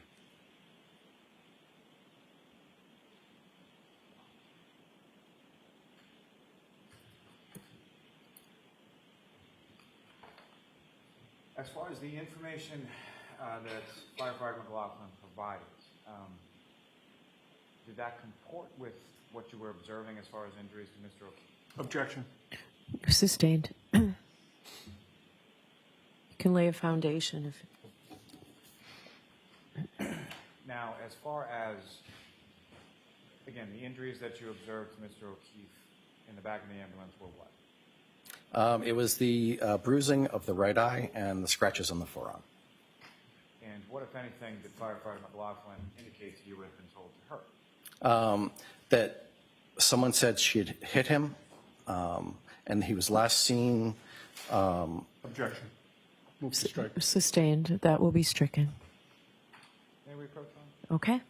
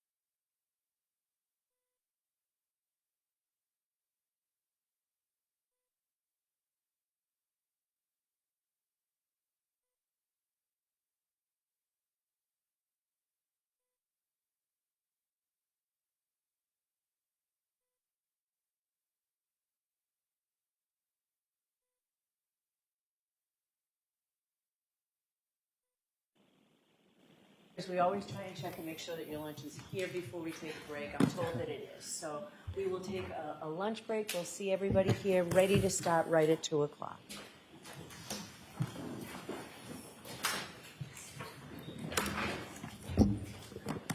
Rise for the jury.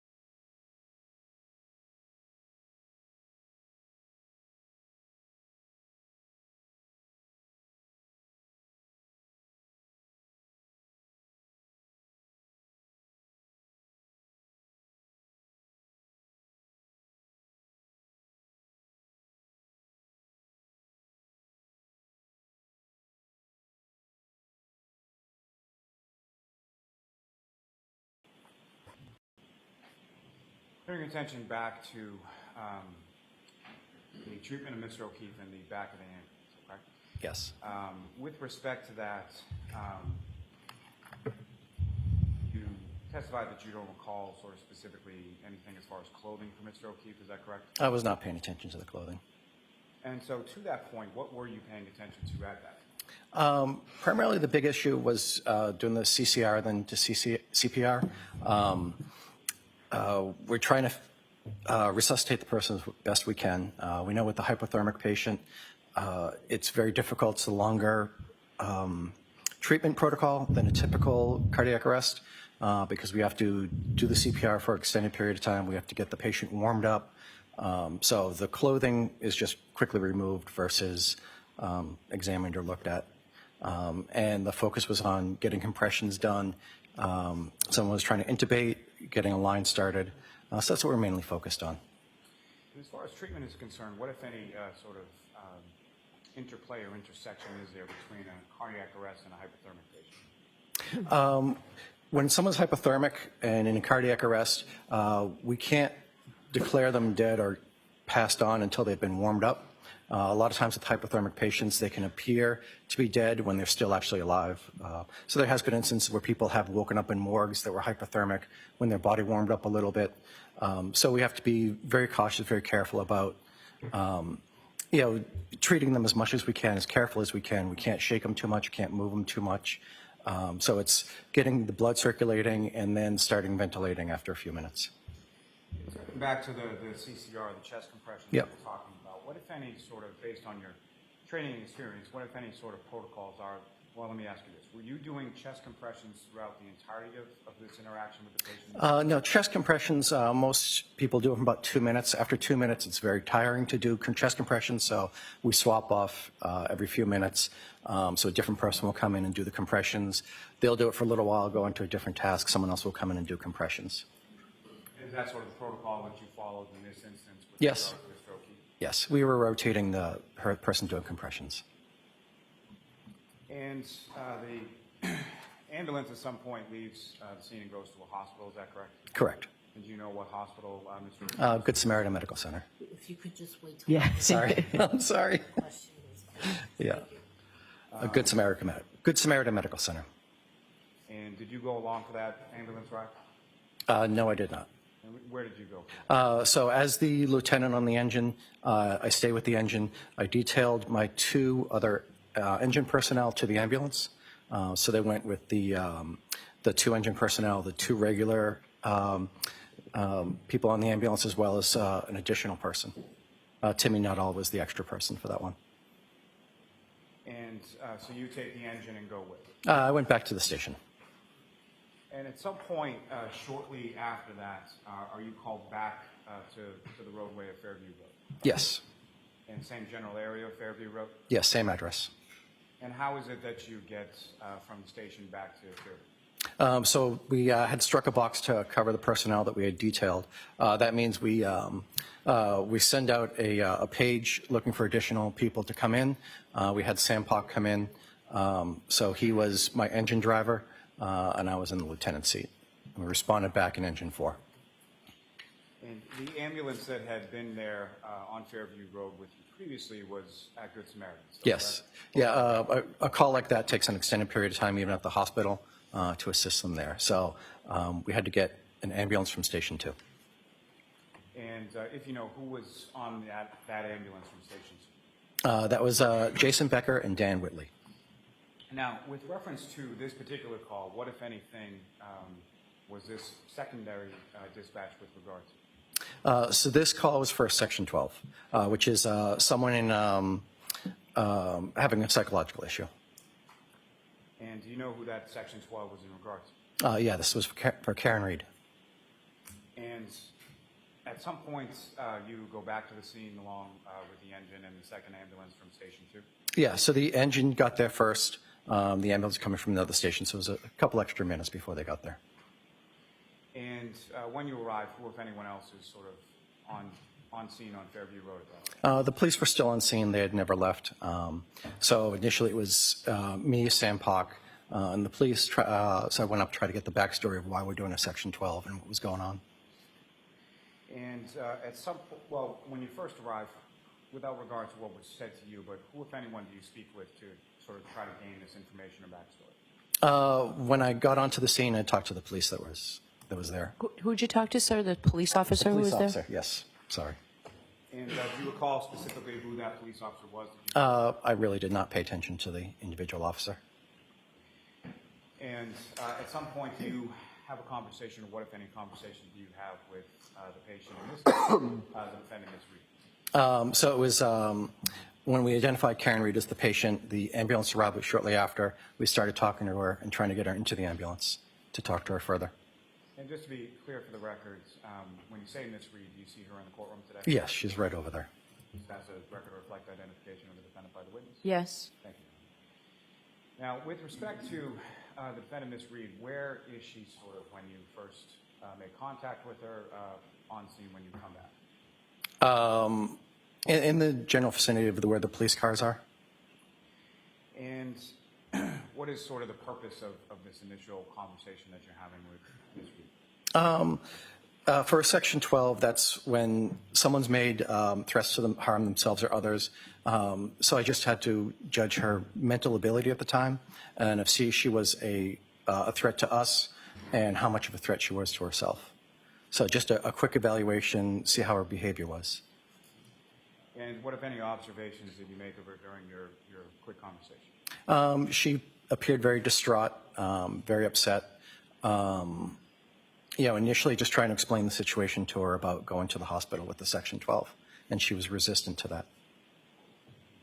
And so when you say she was resistant to that, what if anything, did she say or do to... She did not want to go... Hold on. You cannot talk over each other, the objection's overruled. Yeah. Okay.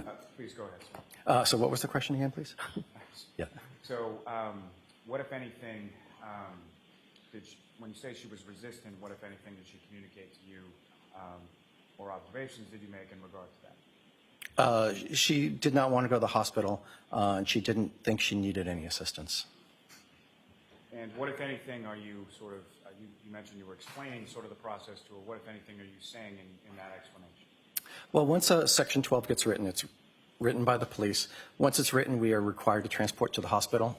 Section 12 means that they believe you're a threat to yourself or others. So you have to get evaluated at the hospital by the hospital staff there to see how mentally stable you are. Now, at this time of this conversation, what, if anything, did you know as far as the relationship between Ms. Reed and the prior patient, Mr. O'Keefe? I knew they had a relationship. I wasn't sure if they were married or engaged or what their status was, but I knew she was did have a strong relationship with him. And in reference to Mr. O'Keefe, during your conversation with Ms. Reed, what, if anything, was she asking or saying in reference to Mr. O'Keefe? She kept repeating, "Is he dead? Is he dead?" She seemed very concerned about that. We're trying to explain to her that we cannot declare him dead. He's being evaluated. He's being treated. They're trying to treat him the best they can. And as far as when she's stating these things to you, is this, as far as the sort of tonality of her voice while she's saying these things to you, can you describe that? She was very up and down. It was a repetitive conversation with her. She's obviously experiencing a lot of different emotions, so just her emotional state was all over the place. And as far as this sort of second time that you're on scene, about how long period of time are we talking about? That was about between 15 and 20 minutes.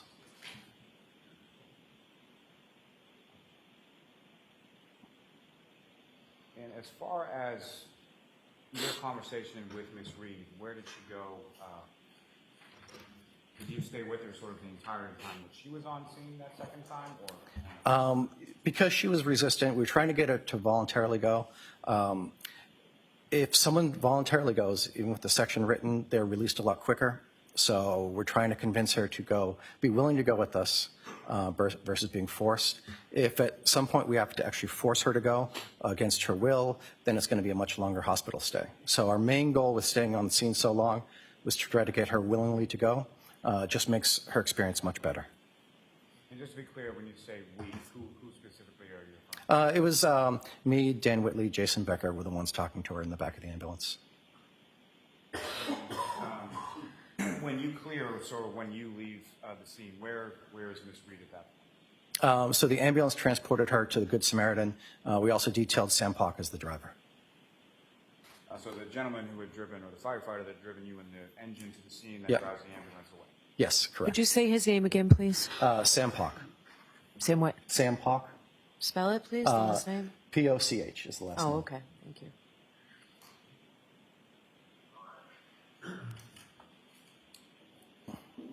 Thank you, sir. I have no further questions. Okay. Mr. Kennedy? Thank you. Good afternoon, sir. Good afternoon.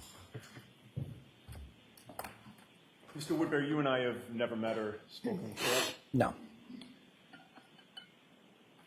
I know you had said you were nervous, so I'm going to try and make Okay. this fairly brief, Thank you. sir.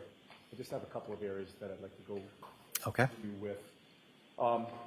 So to your interaction with Karen Reed and what you actually heard from her mouth.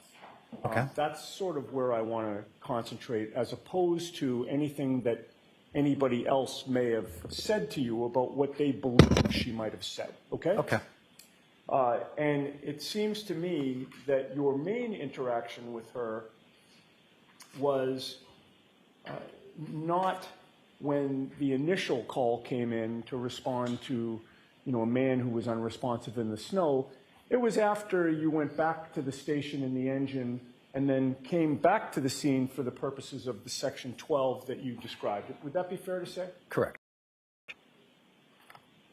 And when you came back to the scene for the Section 12, it's also fair to say that the Section 12 issue was your focus, correct? Correct. You had an order in hand, correct?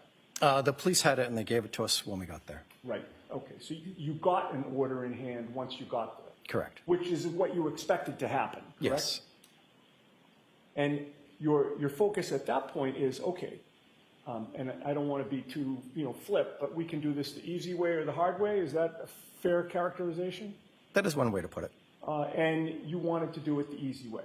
Yes, correct. And you wanted to persuade Karen Reed that she should want to do it the easy way, correct? Yes. And after some conversation back and forth where she was initially resistant, she eventually agreed, yes, I'll do, not to put words in your mouth or hers, but to the effect of, yes, we'll do this the easy way, correct? Did get her to agree to transport. All right. And with regard to her state of mind, I believe you had testified that she appeared to be very distraught. Yes, correct. Going through a lot of emotions. Yes. Grief-stricken. Oh, that's one of them, yes. Hysterical at times. Yes. Raising her voice at times. Yes. Crying at times. I didn't see any actual tears, but that type of emotional display. All right. And so in terms of the only commentary that you heard with regard to her feelings or questions regarding John O'Keefe, it was the statements that you heard repetitively over and over and over again. Is he dead? Is he dead? Is he dead? Is he dead? That was some of the things she was saying, yes. Your Honor, may we approach Sidebar briefly? Okay.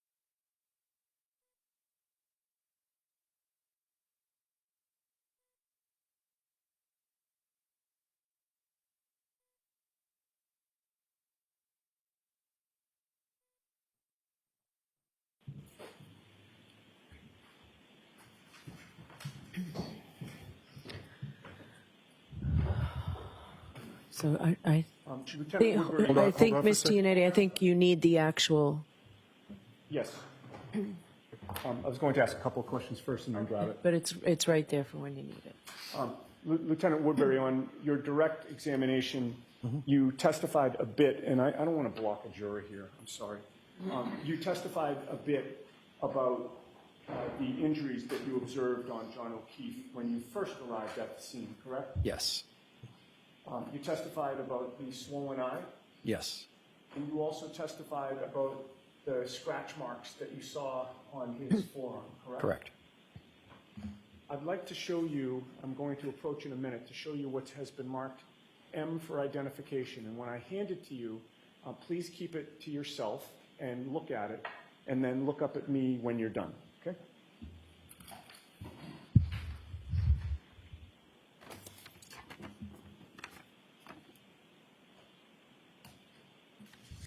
Having reviewed M for identification, do you recognize what that depicts?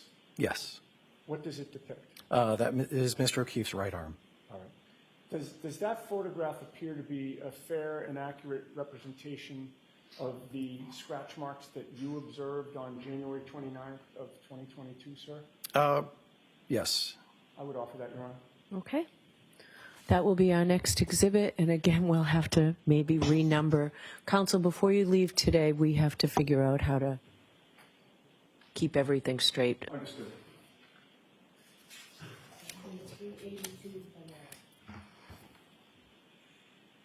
And with the court's permission, Your Honor, may I have that published on the screen for the jury? Yes.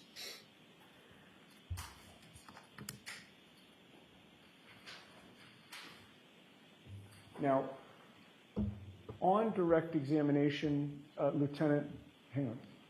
Let me just have a moment. Oh, good point. I'm going to try to get out of your way so everybody can see. With regard to the injuries that you described on direct examination, Lieutenant, I believe you would mainly concentrate. I'm sorry, I need to, please take this down for me. I need to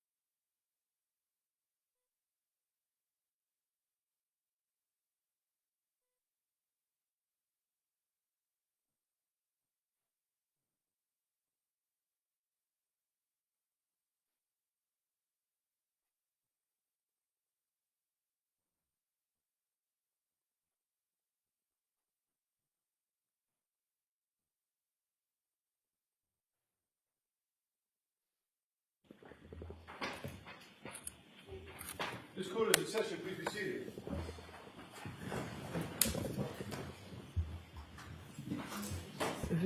So, jurors, I can assure you that by Monday, I mean, we're in really good shape. It's an organizational situation that I have to deal with. So we've been dealing with that. We appreciate your patience, and we are in good shape. And Ms. Dianetti, if you need the exhibit, it's here. Terrific. May I have it published again on the annual? Yes. Now, Lieutenant, with regard to the injuries that you observed, did you notice any lividity on the body when you were looking at John O'Keefe? Being hypothermic, he was very pale overall, so the skin wasn't pinked up yet, so it's hard to really judge the rest of the skin that way until it's warmed up and much later into the scene. You are familiar with the term Yep. lividity, though? Yes. And could you just explain that for the jury? That's like bruising. So the pooling of blood in lower sections. So for like a cardiac arrest patient, when they have lividity, it looks like bruising on the underside where all the blood has pooled.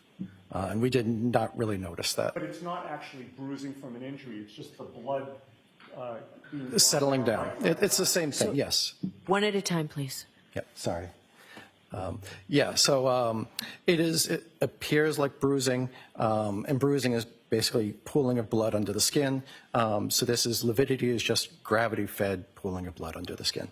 And it usually happens what is the section of the body that is lowest. I see. Okay. Now, with regard to the scratches that you've testified about and that you now observe on Exhibit 382, I believe, and you'll correct me if I'm wrong, but I believe your testimony on direct examination was that you observed them in the forearm area, correct? It was the right, like forearm to arm. I was trying to signal like right up here, but yeah. Oh, okay. All right. Yeah. I guess that's my point. Yeah. It wasn't just on the Not just, it was the arm area. You know, mostly what I noticed was forearm, but there was some around there. Okay, so Yeah. it wasn't just below the elbow? It was not just below the elbow. There was some above the Yes. elbow as well? Yep, That's consistent with Exhibit 382? correct. On each side, moment, Your Honor? Yes. No further questions. Mr. Lally, anything further? No, Your Honor. All right, Lieutenant, thank you very much. So Yeah, you're all thank set.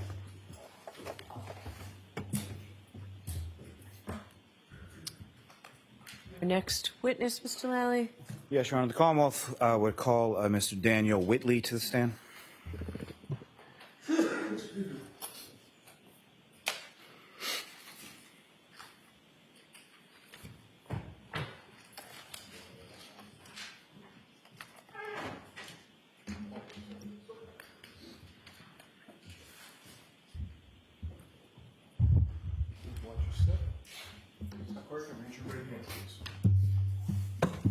Just tell us whether you ever give the court and jury in the case down here and speak the truth, the whole truth, and nothing but the truth, so help you God. I do.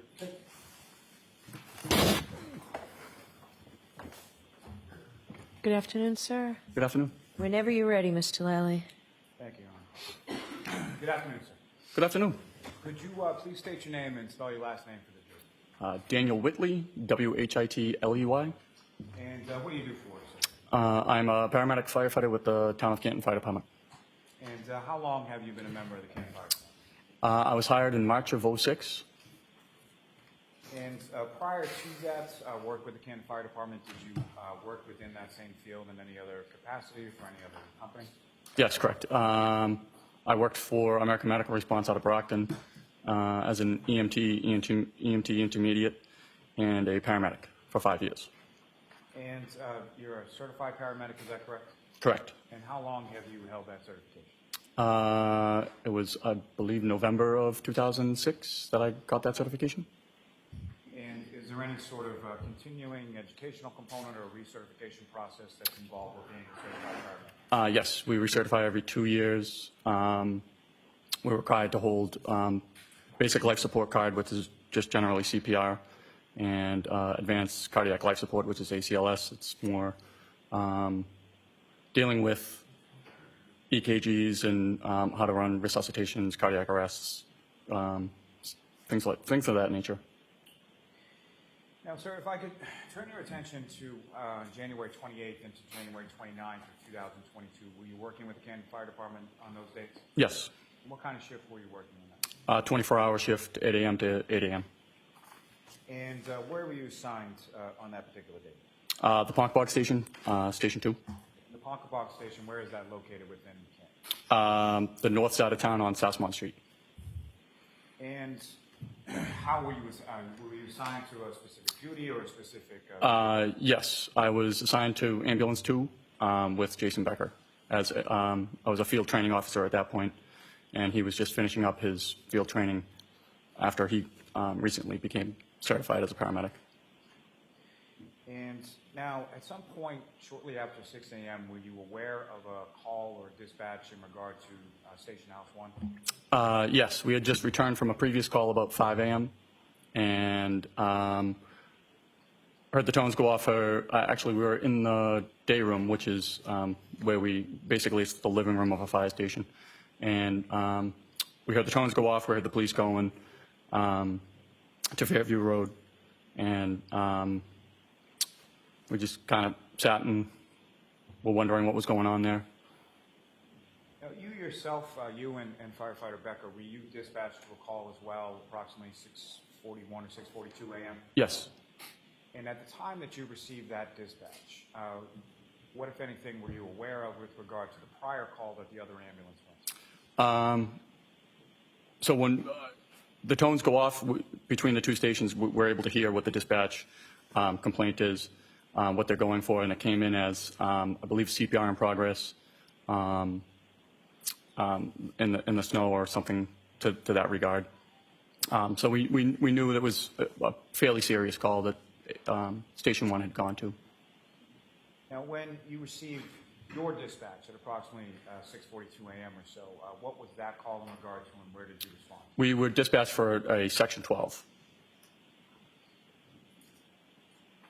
And as far as your assignments within the ambulance between yourself and firefighter Becker, with regard to this call, who was doing what? I was driving. He's what we call the tech, the lead paramedic on the case. That's just generally how we operate.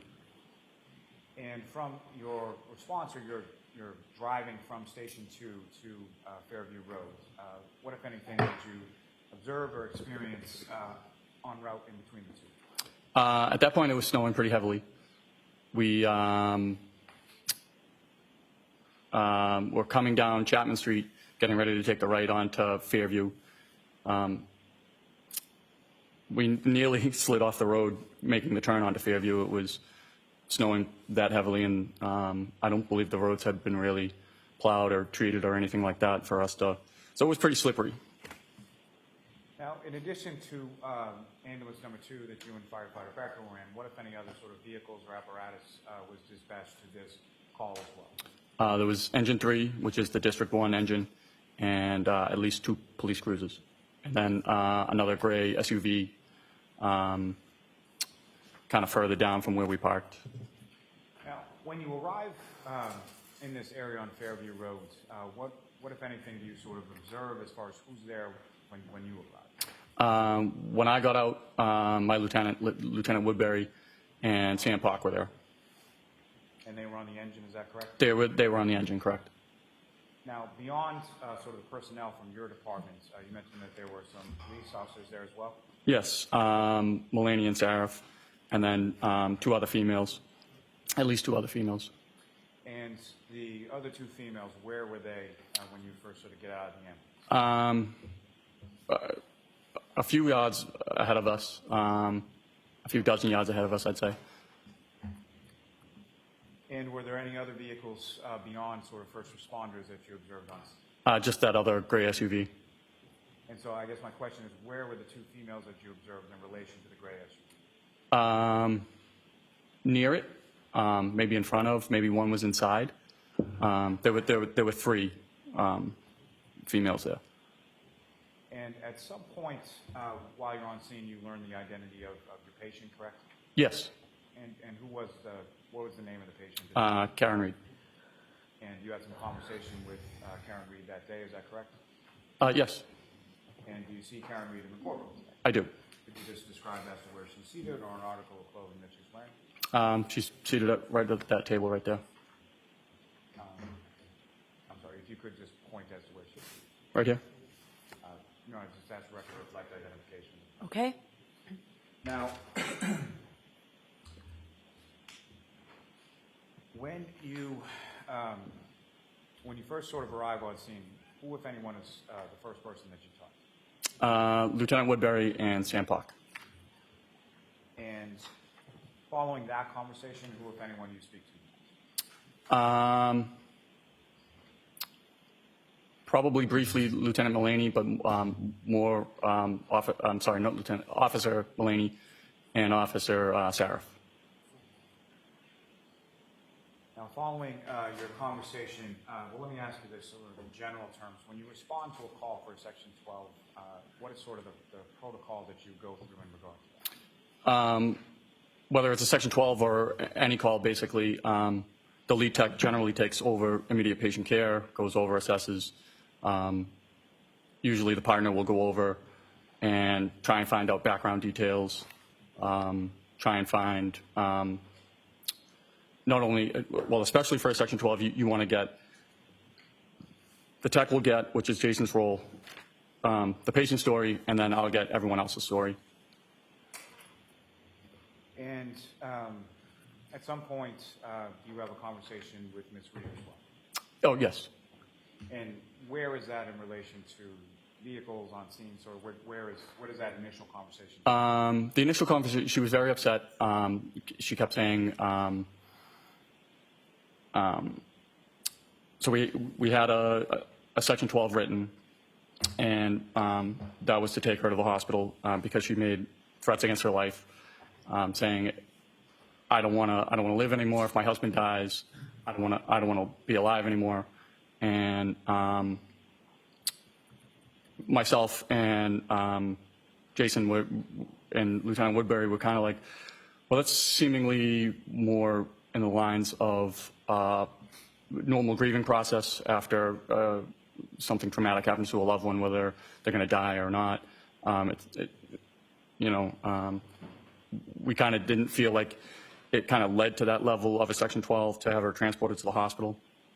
So at that point, I exited the ambulance and I went to speak with Officer Sarif, and I said, this kind of doesn't, if we want her to be at the hospital, get a full eval, we're going to need more than just, if my husband dies, I want to die, because that seems just like normal grieving things to say. And so I went back to the ambulance. He went, I don't know where he went. I don't know whether it was Cruiser or what, but he came back, notified me that her... Sustained. And from that conversation, did you receive more information or more clarity as to statements that Ms. Reed had made? Yes, Officer Sarif had said that... Objection. So, not what he said, sir. So, we you were are informed unmuted. that... Objection. I'm not sure. So you can't testify to what somebody else told you. You can when there's no objection regarding what Ms. Reed told you, Okay. but you can't testify what anybody else told you. Okay. So when I say sustain, that means you have to stop. Okay. And the lawyer will ask another question. Okay. Okay? Thank you. Thank you, Your Honor. So, Firefighter Whaley, at some point, specific to your conversations with the defendant, Ms. you described sort of her demeanor or any observations you made in relation to that as you were speaking with her. Yes, she was very upset. She kept asking if there was any chance. She kept asking us if we knew if the person Ambulance 1 had transported was alive or dead, and we could not speak to that. She asked if somebody could be alive in the snow without a jacket for many hours. And at that point, we were just trying to give her any hope that whomever A1 transported was still alive. And we kind of just talked about far off hypothermia cases where, kids have fallen in rivers and been submerged for many minutes, maybe even hours, and survived with no neurological deficits. So we were just trying to give her some sort of hope on the way to the hospital that there was a chance that her husband could be alive. Now, at this point, what, if anything, did you know about sort of the relationship between your patient, the defendant, Ms. Reed, and the patient from Ambulance 1 that had been transported previously? She identified him as her husband. And is that something that she said once or more than once? Many, many times.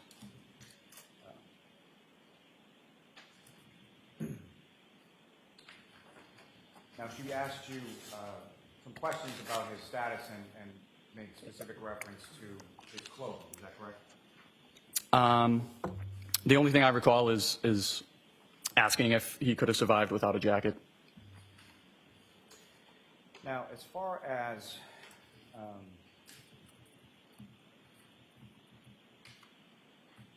these conversations that you had with Ms. Reed, where did they occur in relation to the ambulance? They were in the back of the ambulance.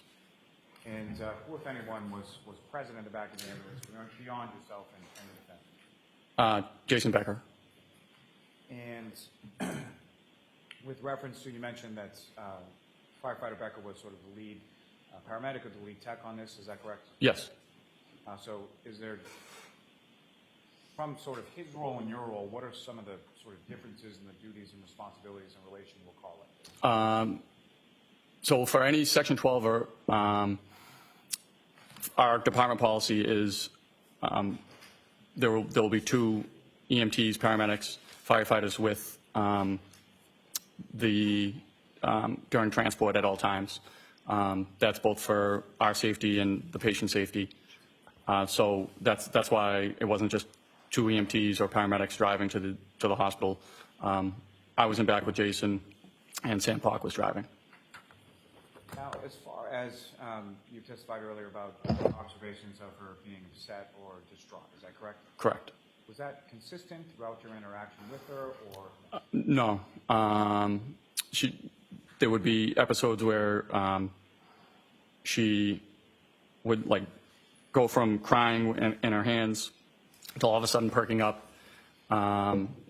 She was crying about having to take care of kids, saying she couldn't do it, and I was saying, you can do this. It's not as hard as it seems. She kept saying, I can't take care of these kids. They're not my kids, and they're not his kids. That's when I figured out who Ambulance 1 transported. And I was saying, well, it seems like you have a good, strong support system. People who came and helped you in a blizzard to help come find your husband. She said, she asked me if I knew Kerry Roberts. I said I did. She said anybody who knows Kerry Roberts wouldn't say those things. And that kind of took me aback a bit. It seemed strange to say something like that after you were just crying because your husband was dead. Take you back just within. I was just kind of surprised.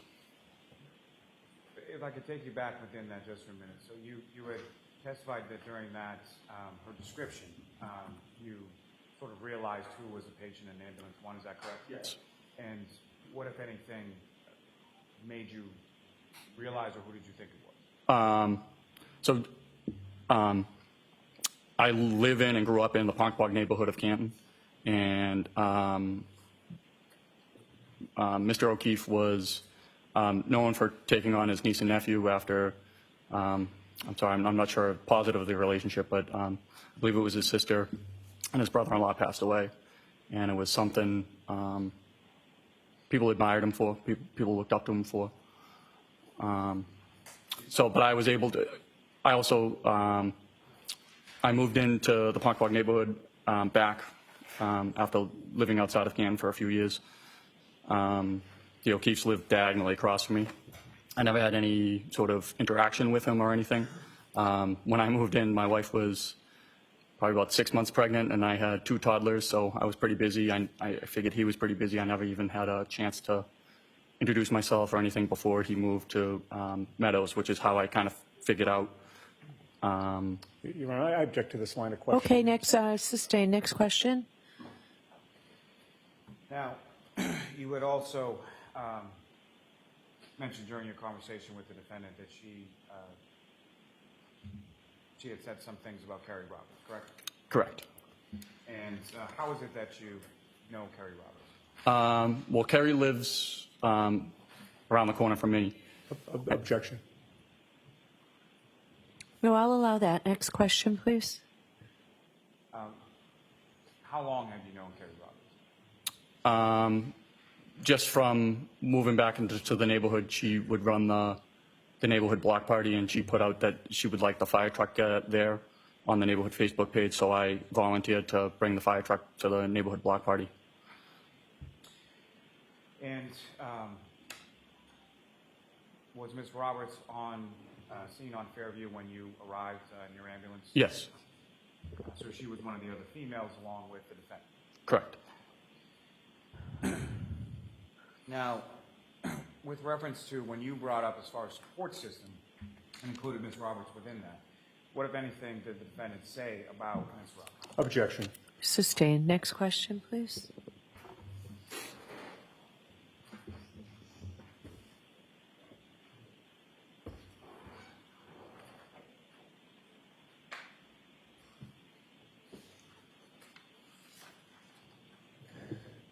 Now, this conversation that you had with the defendant in the ambulance, about how long a period of time were we talking about? 20, 25 minutes.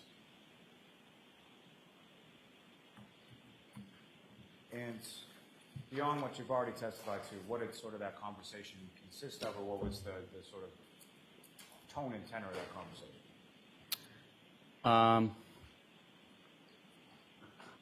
Again, we were just trying to give her any support. She was, once we were getting closer to the hospital, we Objection. So the tone and tenor. So what can you tell us about that? That's admissible, Mr. Yannetti. Go ahead. The tone, she would go from being almost despondent to when she asked me if I knew Carrie Roberts, the only tone I can use to describe it is snarky. Objection. Move to strike. I'll strike that.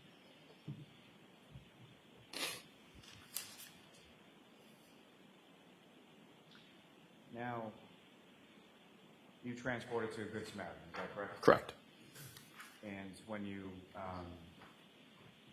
during the transport, where are you in relation to Ms. Reed from Fairview to Good Samaritan? I'm sorry, I don't understand. During the transport, Ms. Reed is where within the ambulance? I believe we have what we call a tech bench, which is a long bench. There's the ambulance stretcher, and then next to the ambulance stretcher is, we call it the CPR seat, and then that's where Miss Reed sat.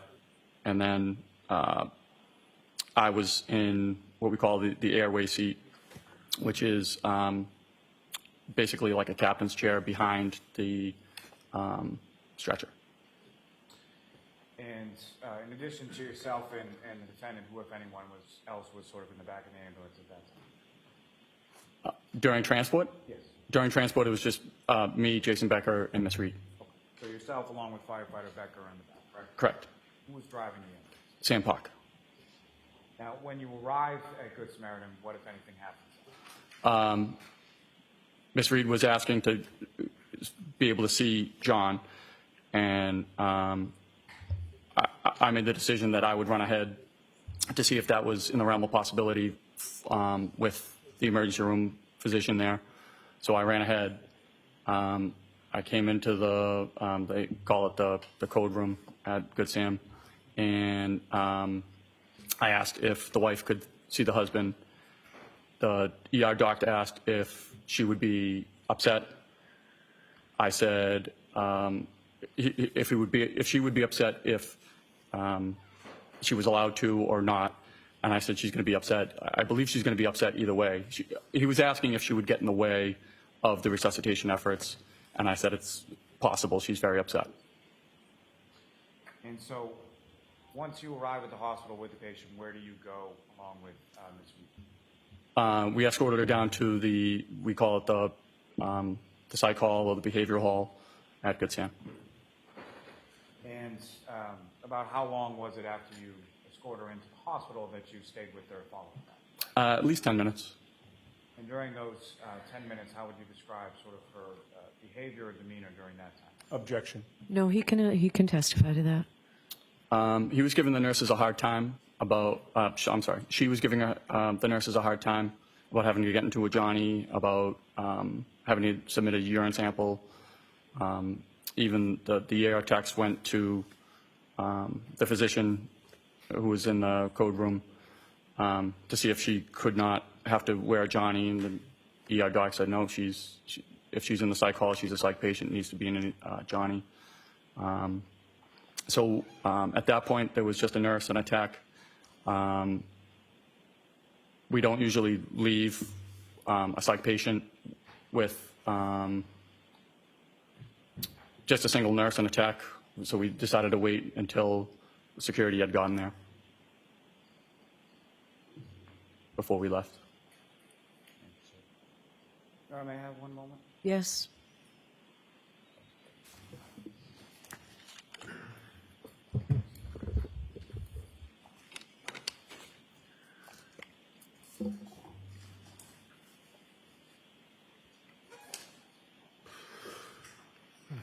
Nothing further at this time, Your Honor. Thank you.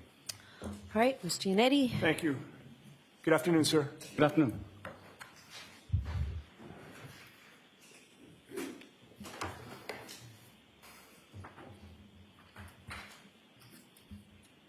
So, Mr. Whitley, when you showed up, you learned that Karen Reed was the patient that you were to deal with, correct? Correct. And it was your expectation that she would be going to the hospital, correct? Correct. One of the things that you do when you transport somebody to the hospital is you try to get a medical history, correct? Yep. Why is that important? Generally, we get pertinent medical history to pass on to the hospital.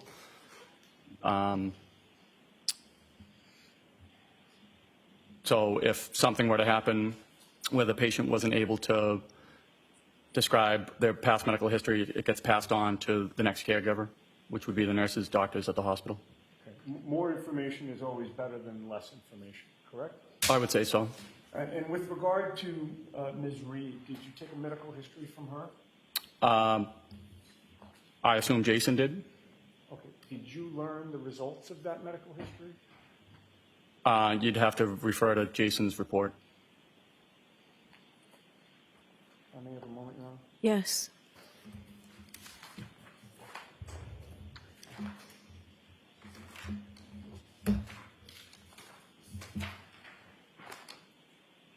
May I approach? Yes. Mr. Whitley, if I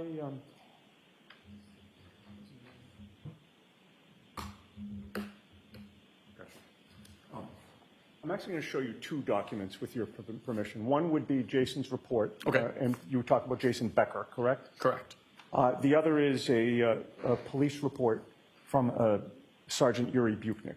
I'm going to give you the second page of that. Okay. So let's do them one at a time. Sure. And you've asked for Jason Becker's report, so I'll give you that first, okay? Okay. And when I approach you, I'm going to hand this to you, and I just ask you to look at it silently by yourself. Okay. And then look up at me when you're done. Okay.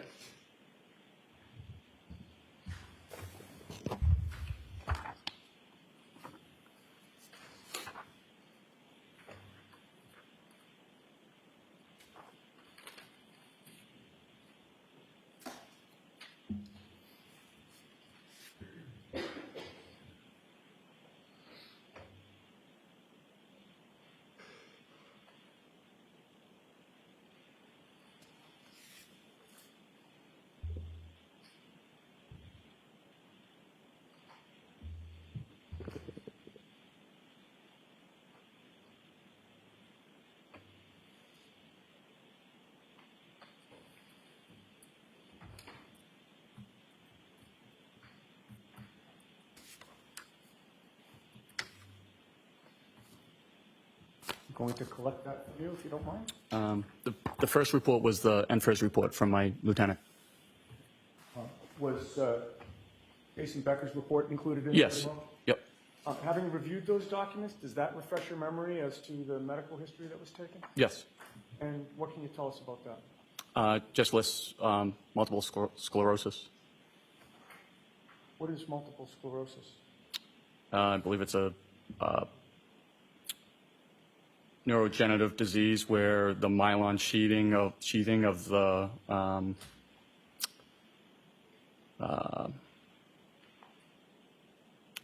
trying to think of the word here, but I don't mean to put you on the spot. you know, I understand. I'm sure you do. It's a disease. It's a disease that's progressive and has neurological muscle control things involved with it. And when you say progressive, that means it gets worse over time as you age? As I understand it. And that was the medical history you got from Karen Lee? Correct. I have nothing further. All right. So, sir, you are all set. Thank you, Mr. Whitley. Your next witness, Mr. Lally? Yes, Your Honor. We'll call Mr. Jason Becker to the stand.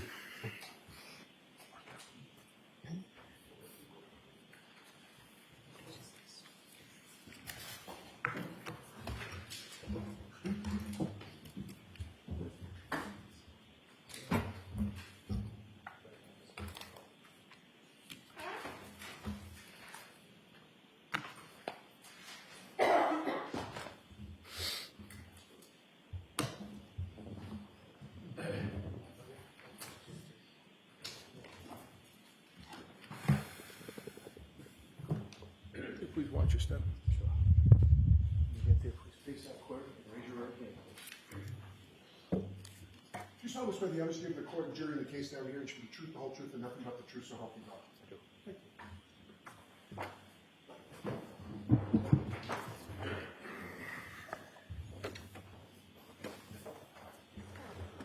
Okay, whenever you're ready, Mr. Lally. Thank you. Good afternoon, sir. Good afternoon. Could you please state your name and spell your last name for the jury? First name is Jason, last name is Becker, B-E-C-K-E-R. And what do you do for work, sir? I'm a firefighter paramedic at the Canton Fire Department. And how long have you been a member of the Canton Fire Department? 5.5 years. And prior to that, what, if any, other employment did you have sort of within that same field? I worked at Found Ambulance and South Shore Hospital. How long did you work at each of those respective positions? Found Ambulance was about 5 years. South Shore Hospital, approximately 3 years. And with regard to South Shore Hospital, what is it that you did there? I was a nursing assistant in the emergency room. And with regard to your work as a firefighter paramedic for the Canton Fire Department, you were a certified paramedic? Yes. And when did you first receive that certification? October 2021. And is that something that you receive, or when you receive that, is something that goes on in perpetuity, or is that something that you have a continuing educational component or recertification? It's Con Ed education. Every 2 years you have to recertify. Now, sir, if I could turn your attention to January 28th, 2022 into January 29th, 2022. Were you working on that occasion? I was. And where were you assigned? I'm sorry. What type of shift were you working on that occasion? What type of shift? Yes, like what hour to what hour? 8 a.m. to 8 a.m., 24 hours. So 8 a.m. on the 28th until 8 a.m. on the 29th. Correct. And where were you assigned on that day? I was at Canton, Station 2, Ambulance 2. And who, if anyone else, was assigned with you to Ambulance 2 at Station 2 on that day? Daniel Whitley, firefighter Daniel Whitley. Now, at some point when you were working on the 29th, shortly after 6 a.m. or so, did you become aware of a call for station house number 1? Yes. And what, if anything, were you aware of as far as that earlier call? As far as we know, it was a man down the road, initial, and I believe it was upgraded eventually to CPR in progress. Now, at some point following that, approximately 6:41 a.m. or so, did you, your station, dispatch to Fairview Road? Yes. And in regards to? A psych eval, possible section 12. And in addition to yourself and the firefighter Whitley in ambulance 2, what, if any, other sort of vehicles were dispatched by your department to that call as well? The Canton engine 3. And if you know, who, if anyone, was on Canton engine 3 at that time? Lieutenant Greg Woodbury, firefighter Sam Park. Now, with regard to the ambulance that you were in with firefighter Whitley, what were sort of let me ask you this. Between sort of call volume, what, if any, sort of policy or protocol is there as far as who does what on a particular call? We switch off. And so on this particular call that you were dispatched to Fairview Road, what were sort of each of your respective duties and responsibilities between yourself and firefighter Whitley? Firefighter Whitley was the driver at that point, and it was my tech, is what it's called. So the next patient would be mine. And so as sort of you were the lead tech on this, is that correct? Correct. And so as far as the lead tech's role, what, if any, duties or responsibilities do you have in regard to writing a report? It's my report. That'd be right. May I approach you, witness? Yes.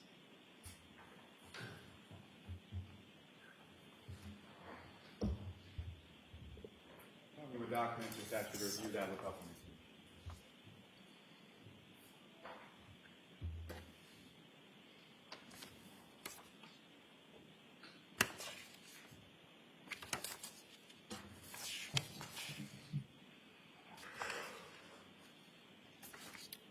The first report up here is the engines. Second one would be mine. You recognize the first few pages of that as the engines report, and the last few are yours, correct? Correct. And that's your report with relation to this dispatch and this call, correct? Correct. Can I approach you again, Your Honor? Yes. I want the seat to introduce in a minute as the next. So both reports through this witness? Is there any objection? May I just take a look at the DA's copy?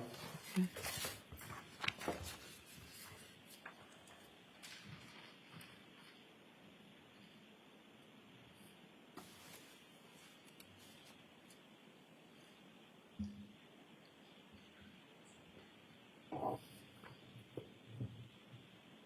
May we approach? Okay.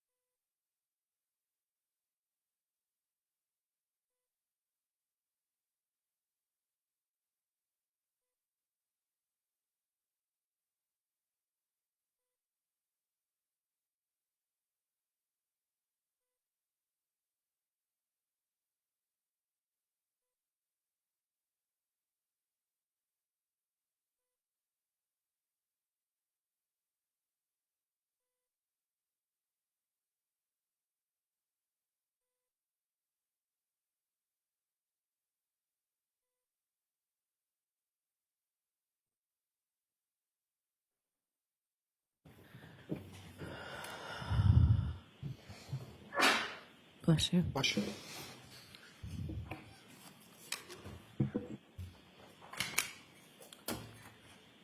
With that addendum, I would seek to introduce and admit that as the next exhibit. Okay.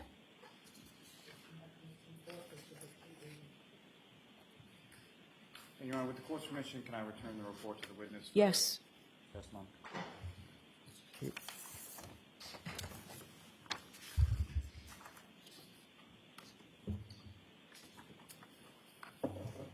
Now, sir, when you first sort of arrive in the area of 34, when you arrive in the area of Fairview Road, what, if anything, is it that you first observe upon your arrival? Coming down the street or on scene? Yes, coming down the street. Coming down the street, see the live police lights. You can see the fire engine, and I believe I said it's one black SUV. And where is it that you and the ambulance sort of park in reference to those other vehicles that you see? I believe we parked, if the SUV was facing towards us, we parked to the left. I don't recall where the police cruiser was, though. And when you first arrive there, who, if anyone, is it that you first speak with when you get there? When we got out of the ambulance, I passed Officer Saraf and Officer Mulaney. They kind of briefed us, and then I walked over to the black SUV. And when you walk over to the black SUV, who is it that you observe in that black SUV? I saw two females. And of those two females, do you see one of them in the courtroom today? I do. Could you just identify as to where she's seated or an article of clothing that she's wearing? Right over there, the jacket on. That's the record reflect identification of the defendant. Okay. Now, with respect to the defendant, Ms. Reed, where within the vehicle is she when you first come up to the vehicle and observe? When I remember, she was in the front passenger seat. And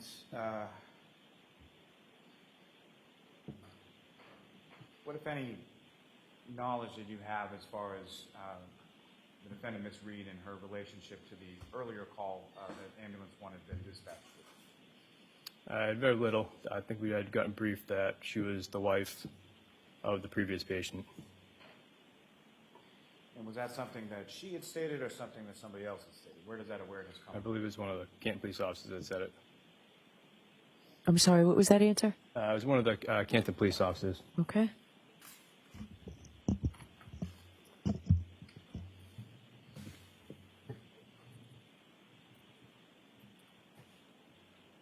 And so when you walk up to the car, what is it that you say to her, or what, if any, conversation did you have with Ms. Reed at that point? So I went up to the window and introduced myself and just kind of asked her what was going on. And how did she respond to that?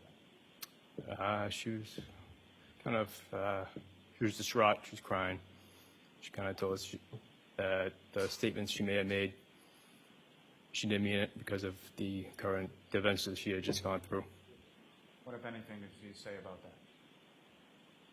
If anything, did she say about what she had gone through? That she had just done CPR on her husband.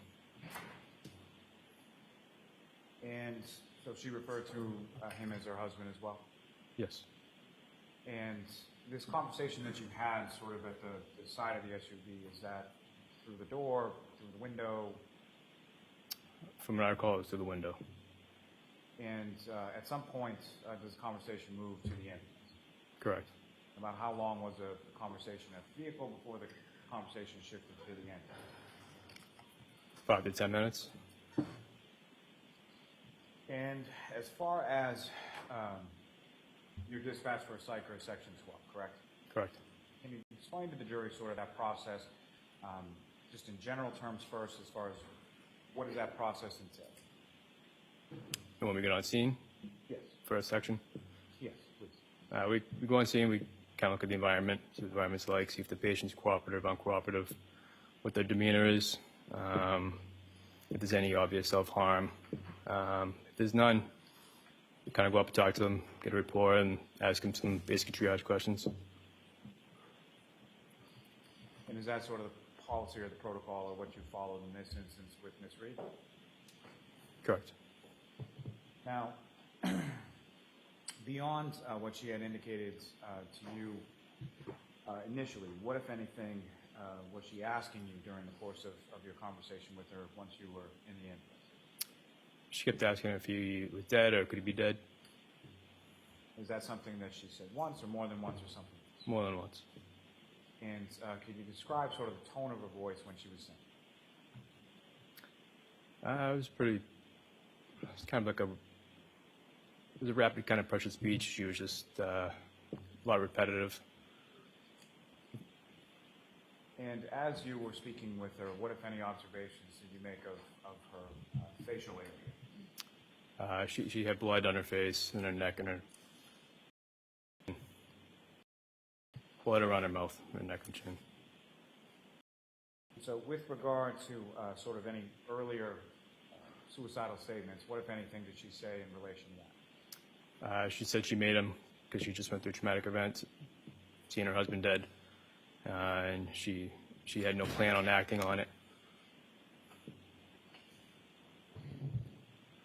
Now, pursuant to a Section 12 call, what, if anything, are you doing as far as documentation goes with respect to vital signs, things like that? Well, it depends on the situation. In a situation with Miss Reed's, I took a regular, just vital signs, pulse oximetry to see her heart rate. But for someone like a female psych patient, it's more verbal. And as far as any of those sort of vital signs and things that you took, what, if anything, abnormal did you note in regard to that? There's nothing too abnormal. Just the heart rate might have been a little bit high, but within normal range. Could you please keep your voice up, sir? Thank you. Sorry. With the vital signs, her heart rate was a little high. It was 98, but it was nothing concerning.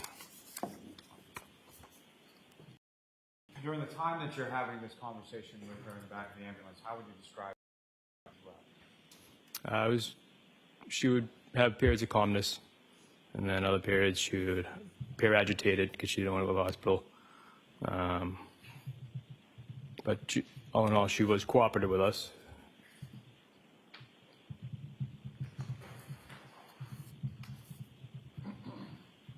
Now, at some point, she's cooperative, correct, and agrees to go? Eventually, yes.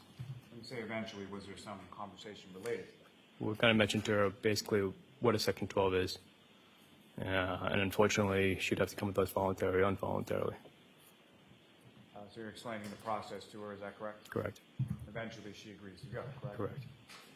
And as far as the transport goes, who, if anyone, is in the back of the ambulance with her during the transport period? Me and firefighter Whitley. And who, if anyone, was driving the ambulance to the hospital? Firefighter Park. And which hospital did you transport Ms. Reed? We went to the Good Samaritan Hospital. Now, during the course of transfer to the hospital, what, if anything else, did Ms. Reed say with reference to children? She was talking about Keith's children, and she was unsure, and she didn't know if she'd be able to take care of them. She was worried about that. She was worried about that? Yeah, she's worried about who would take care of the children if he was pronounced dead.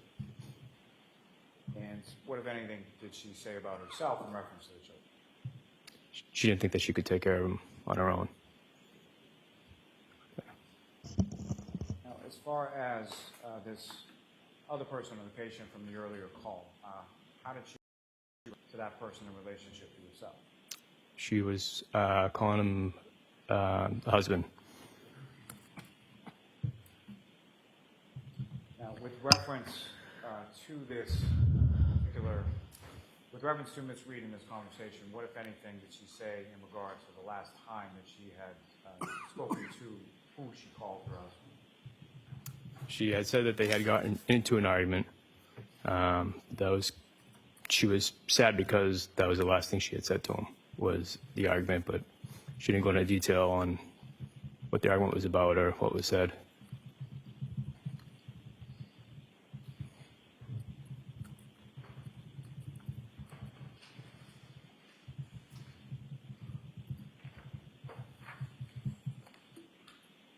Now, with regard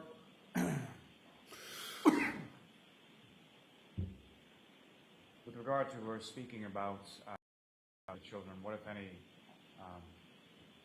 further conversation did either yourself or firefighter Whitley have with her in regard to that? With children? Yes. I don't recall.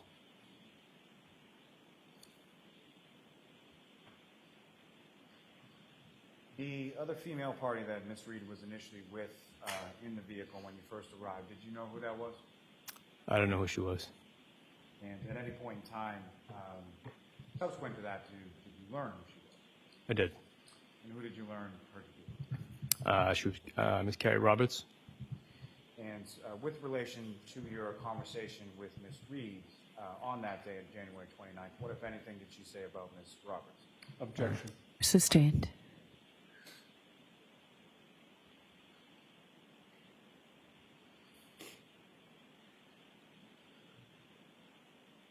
The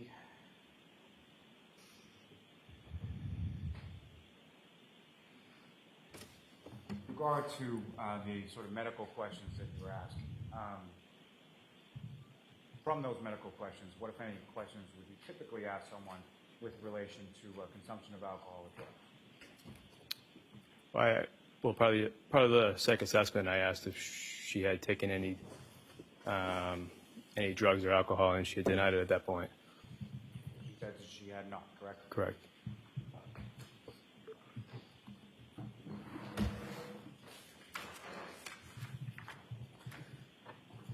The observations that you testified to earlier in regard to her, and by her I mean Ms. Reed's demeanor, did that change at all during the course of your interaction with her, or was that consistent throughout? Demeanor as in... It's a poorly phrased question. Let me try and rephrase it for you. So, with regard to her demeanor, throughout the course of your interaction with her, how would you describe that? She was cooperative. Then she'd be calm, and then eventually she would kind of get a little agitated and repetitive questions. But she seemed distraught. Now, with respect to the person she indicated was her husband, what, if any, questions did she ask either you or firefighter Whitley or both in relation to him? She was asking if he was dead, or could he be dead, could be dead, and she said, could I have hit him?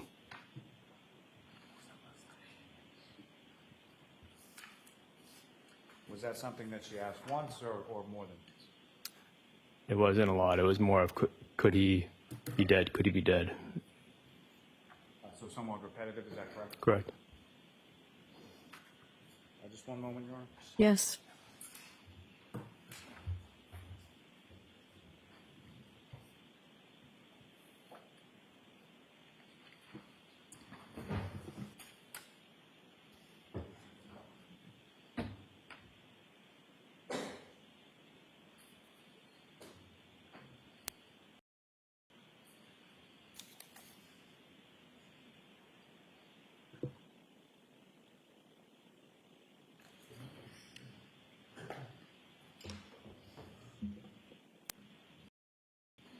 Firefighter Becker, just my own clarification. You testified earlier that first arriving on scene and first spoke with Ms. Reed, she indicated that there were some statements that she said there were some statements that she did not mean, correct?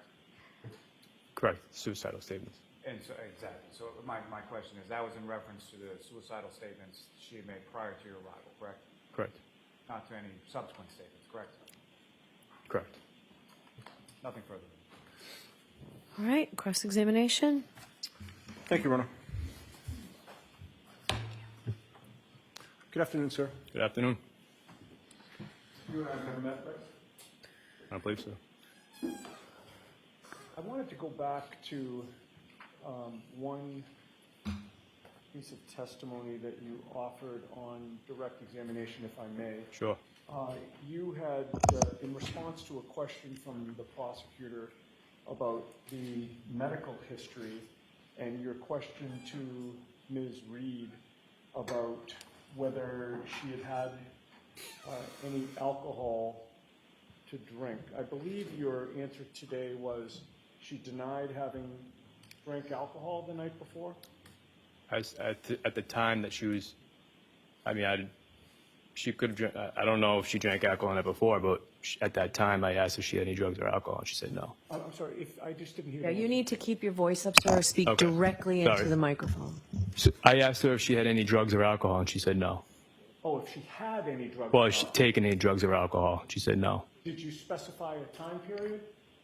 I just assumed it'd be in the last few hours for the reason why we were there. Oh, I see.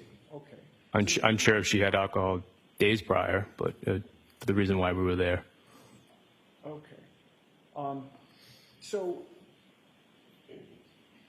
was it your understanding that the two of you had an understanding of what you were asking? Sure.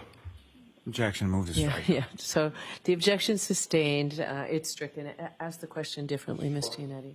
Thank you, Your Honor. All right. So, I guess with regard to your intent and your state of mind when you were asking that question, you were asking, had you taken any drugs or alcohol within the last few hours? That's what you meant to ask? Objection. So the objection sustained. What did you specifically ask? So when I ask a patient if any drugs or alcohol, I'm talking about at that point in time, but an hour before, 2 hours before, not days before, weeks before. Okay. So, and this was at 6:40 in the morning, correct.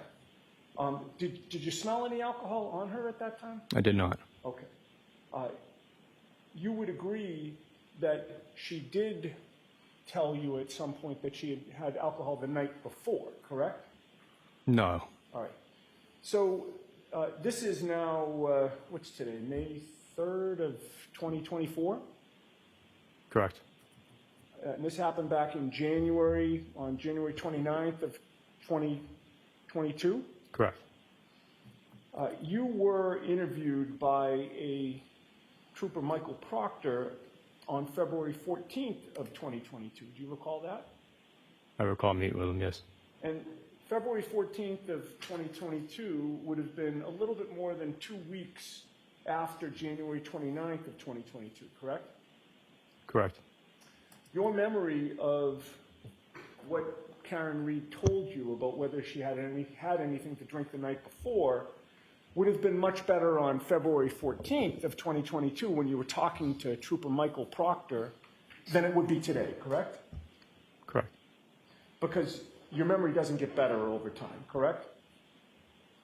Certain circumstances, sure. All right. And with regard to whether Karen had indicated that she took any drugs, you told Trooper Proctor she said that she had not, correct? Correct. With regard to whether she had had alcohol the night before, you told Trooper Proctor on February 14th of 2022 that she did consume alcohol last night, correct? Objection, Your Honor. All right, I'm going to see a sidebar on this. Please bring that with you, please.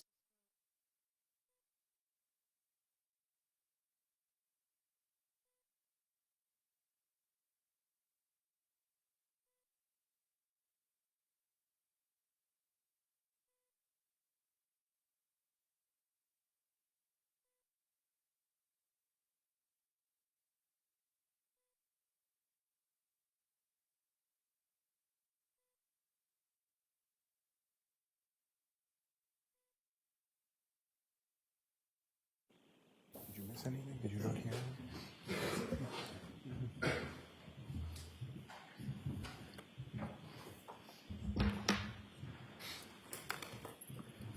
With your permission, I'll repeat the question. Sure. You told Trooper Proctor on February 14th of 2022 that Karen had told you that she did consume alcohol the previous night, correct? If that's in his notes, Well, is your memory exhausted as to whether you told him that? I don't recall. If you saw his report with your statements in it, would that refresh your memory? Sure. It's a two-page report. I'll give you both, actually. It's a two-page report. I'll give you both pages, but I have highlighted a line on the second page, so I would direct you to that. May I approach? Yes. And take your time reading it, sir. Yes, yeah. And please read it silently to yourself and look up at me when you're done.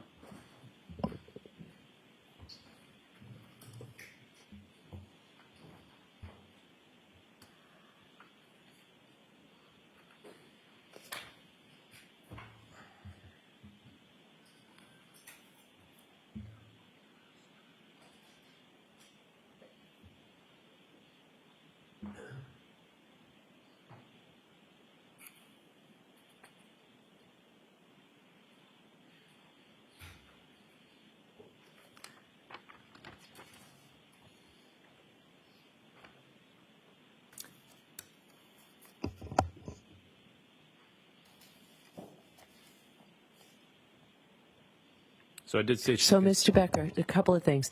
Wait for a question. Oh, I'm sorry. But also, Sorry. you have to keep your voice up. Okay. I'm close to you, and I'm having trouble hearing you. Most Okay. of the jurors are further away. And the way this works is I have to collect that from you and then ask you a question, okay? So, If I may approach you on Yes.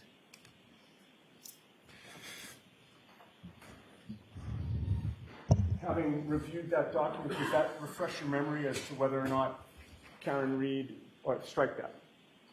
Having reviewed that report, does that refresh your memory as to the fact that Does that refresh your memory? Does that refresh your memory? it does. Okay. And so did you tell Trooper Proctor on February 14th that Karen Reed had told you on January 29th that she had consumed alcohol the night before that? Sure. Yes. Okay. Is it fair to say that when you were listening to her talk at times, that her speech was very rapid? Correct. And particularly when she had said the words, you know, is he dead, is he dead, she would repeat it repetitively, correct? Correct. And she was fixated on that, correct? Correct. And with regard to the last interaction that she spoke about with whom you thought she said her husband, she didn't give you any detail about that, correct? She did not. You don't know whether it was an in-person communication? That wasn't my position to ask more details about that. And I'm not criticizing you, sir. I'm just trying to get to what your knowledge was in terms of Right. information you got from her. So she didn't specify that it was an in-person communication, correct? No, She didn't specify as to whether it was a phone conversation? she did not. She didn't specify whether it was a text message exchange back and forth? She did not. And she didn't specify whether it was an angry voicemail that she left, correct? She did not.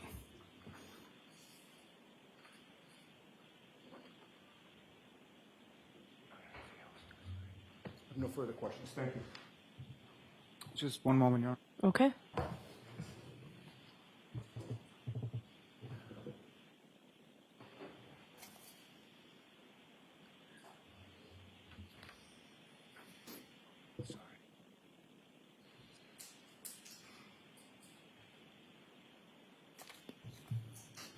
I have nothing further for this witness, Your Honor. All right. All right, Mr. Becker, or Firefighter Becker, you are all set, sir. Thank you very much. Sorry about that. That's okay. Thank you. Yes, you can leave that right where it is. Thank you, sir.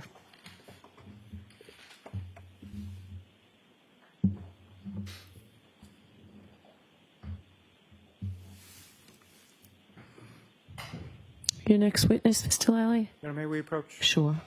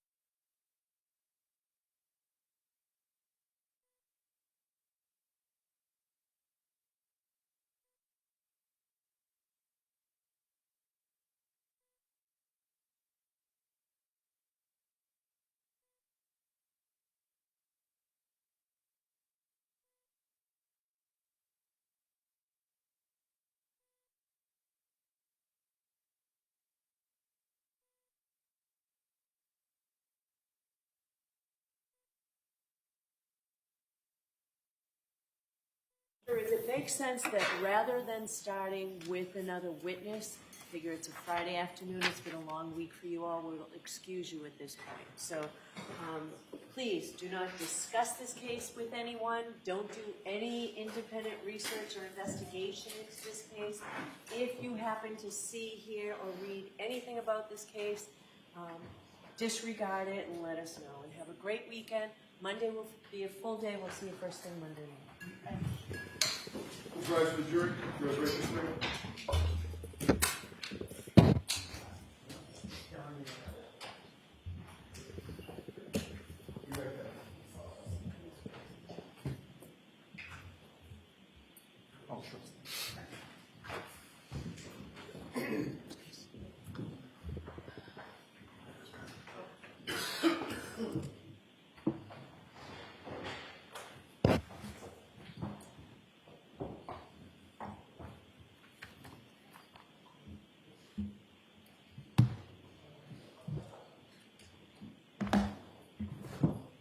You may be seated.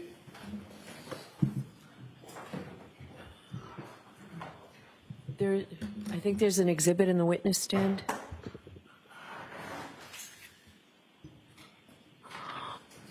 All right, because I've decided that it makes more sense to do exhibits the old-fashioned way because it's simply not working out.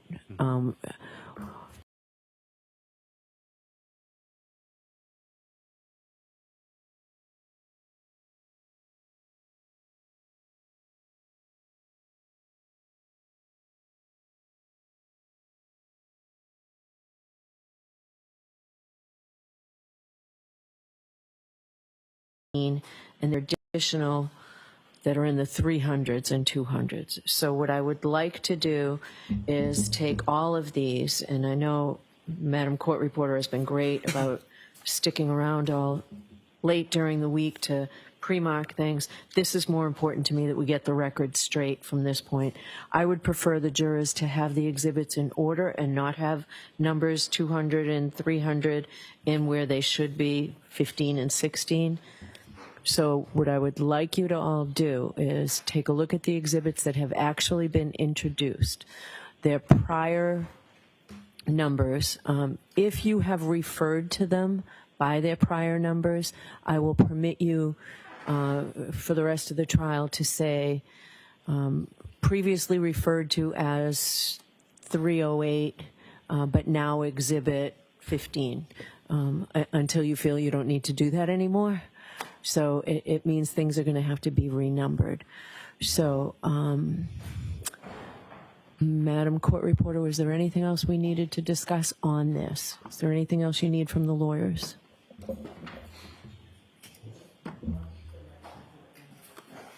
Okay. So, I don't want to use your name. You've got a list of everything, and Mr. McDermott's got a list of everything that's been introduced. Do you need me to do this, or is this something you can all do with Madam Court Reporter? And I want to come out and make sure it's right. All right, so why don't you all take 10 minutes to see if you can work this through.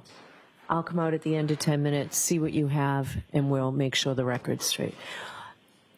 Does that make sense to everybody? It does. The only thing that I would ask to add to that, Your Honor, is in conformity with the court's ruling as far as redaction to the run sheets and the run reports. I'm not sure if they've been stickered or not, but there are medical records with regard to both the victim and the defendant that would be in there, and I would ask for them to either be marked for identification or taken out at this point. Ms. McLaughlin indicates they haven't been marked yet, so I would just ask to sort of retrieve. All right, so that's sort of the second point. I assume there are many pages of medical records, and one of the things I told you this morning is if records are going to be introduced subject to redactions, those redactions have to be done before they're introduced. It's going to take some time. So you have to be, if you're not in agreement, then you need to tell me what you're not in agreement over, and I'll have to decide it, but they need to be redacted beforehand. Just because this is a long trial, I don't want it to take any longer than it necessarily has to be. And we have to make sure all of the exhibits are in order, especially if they do end up numbering in the hundreds.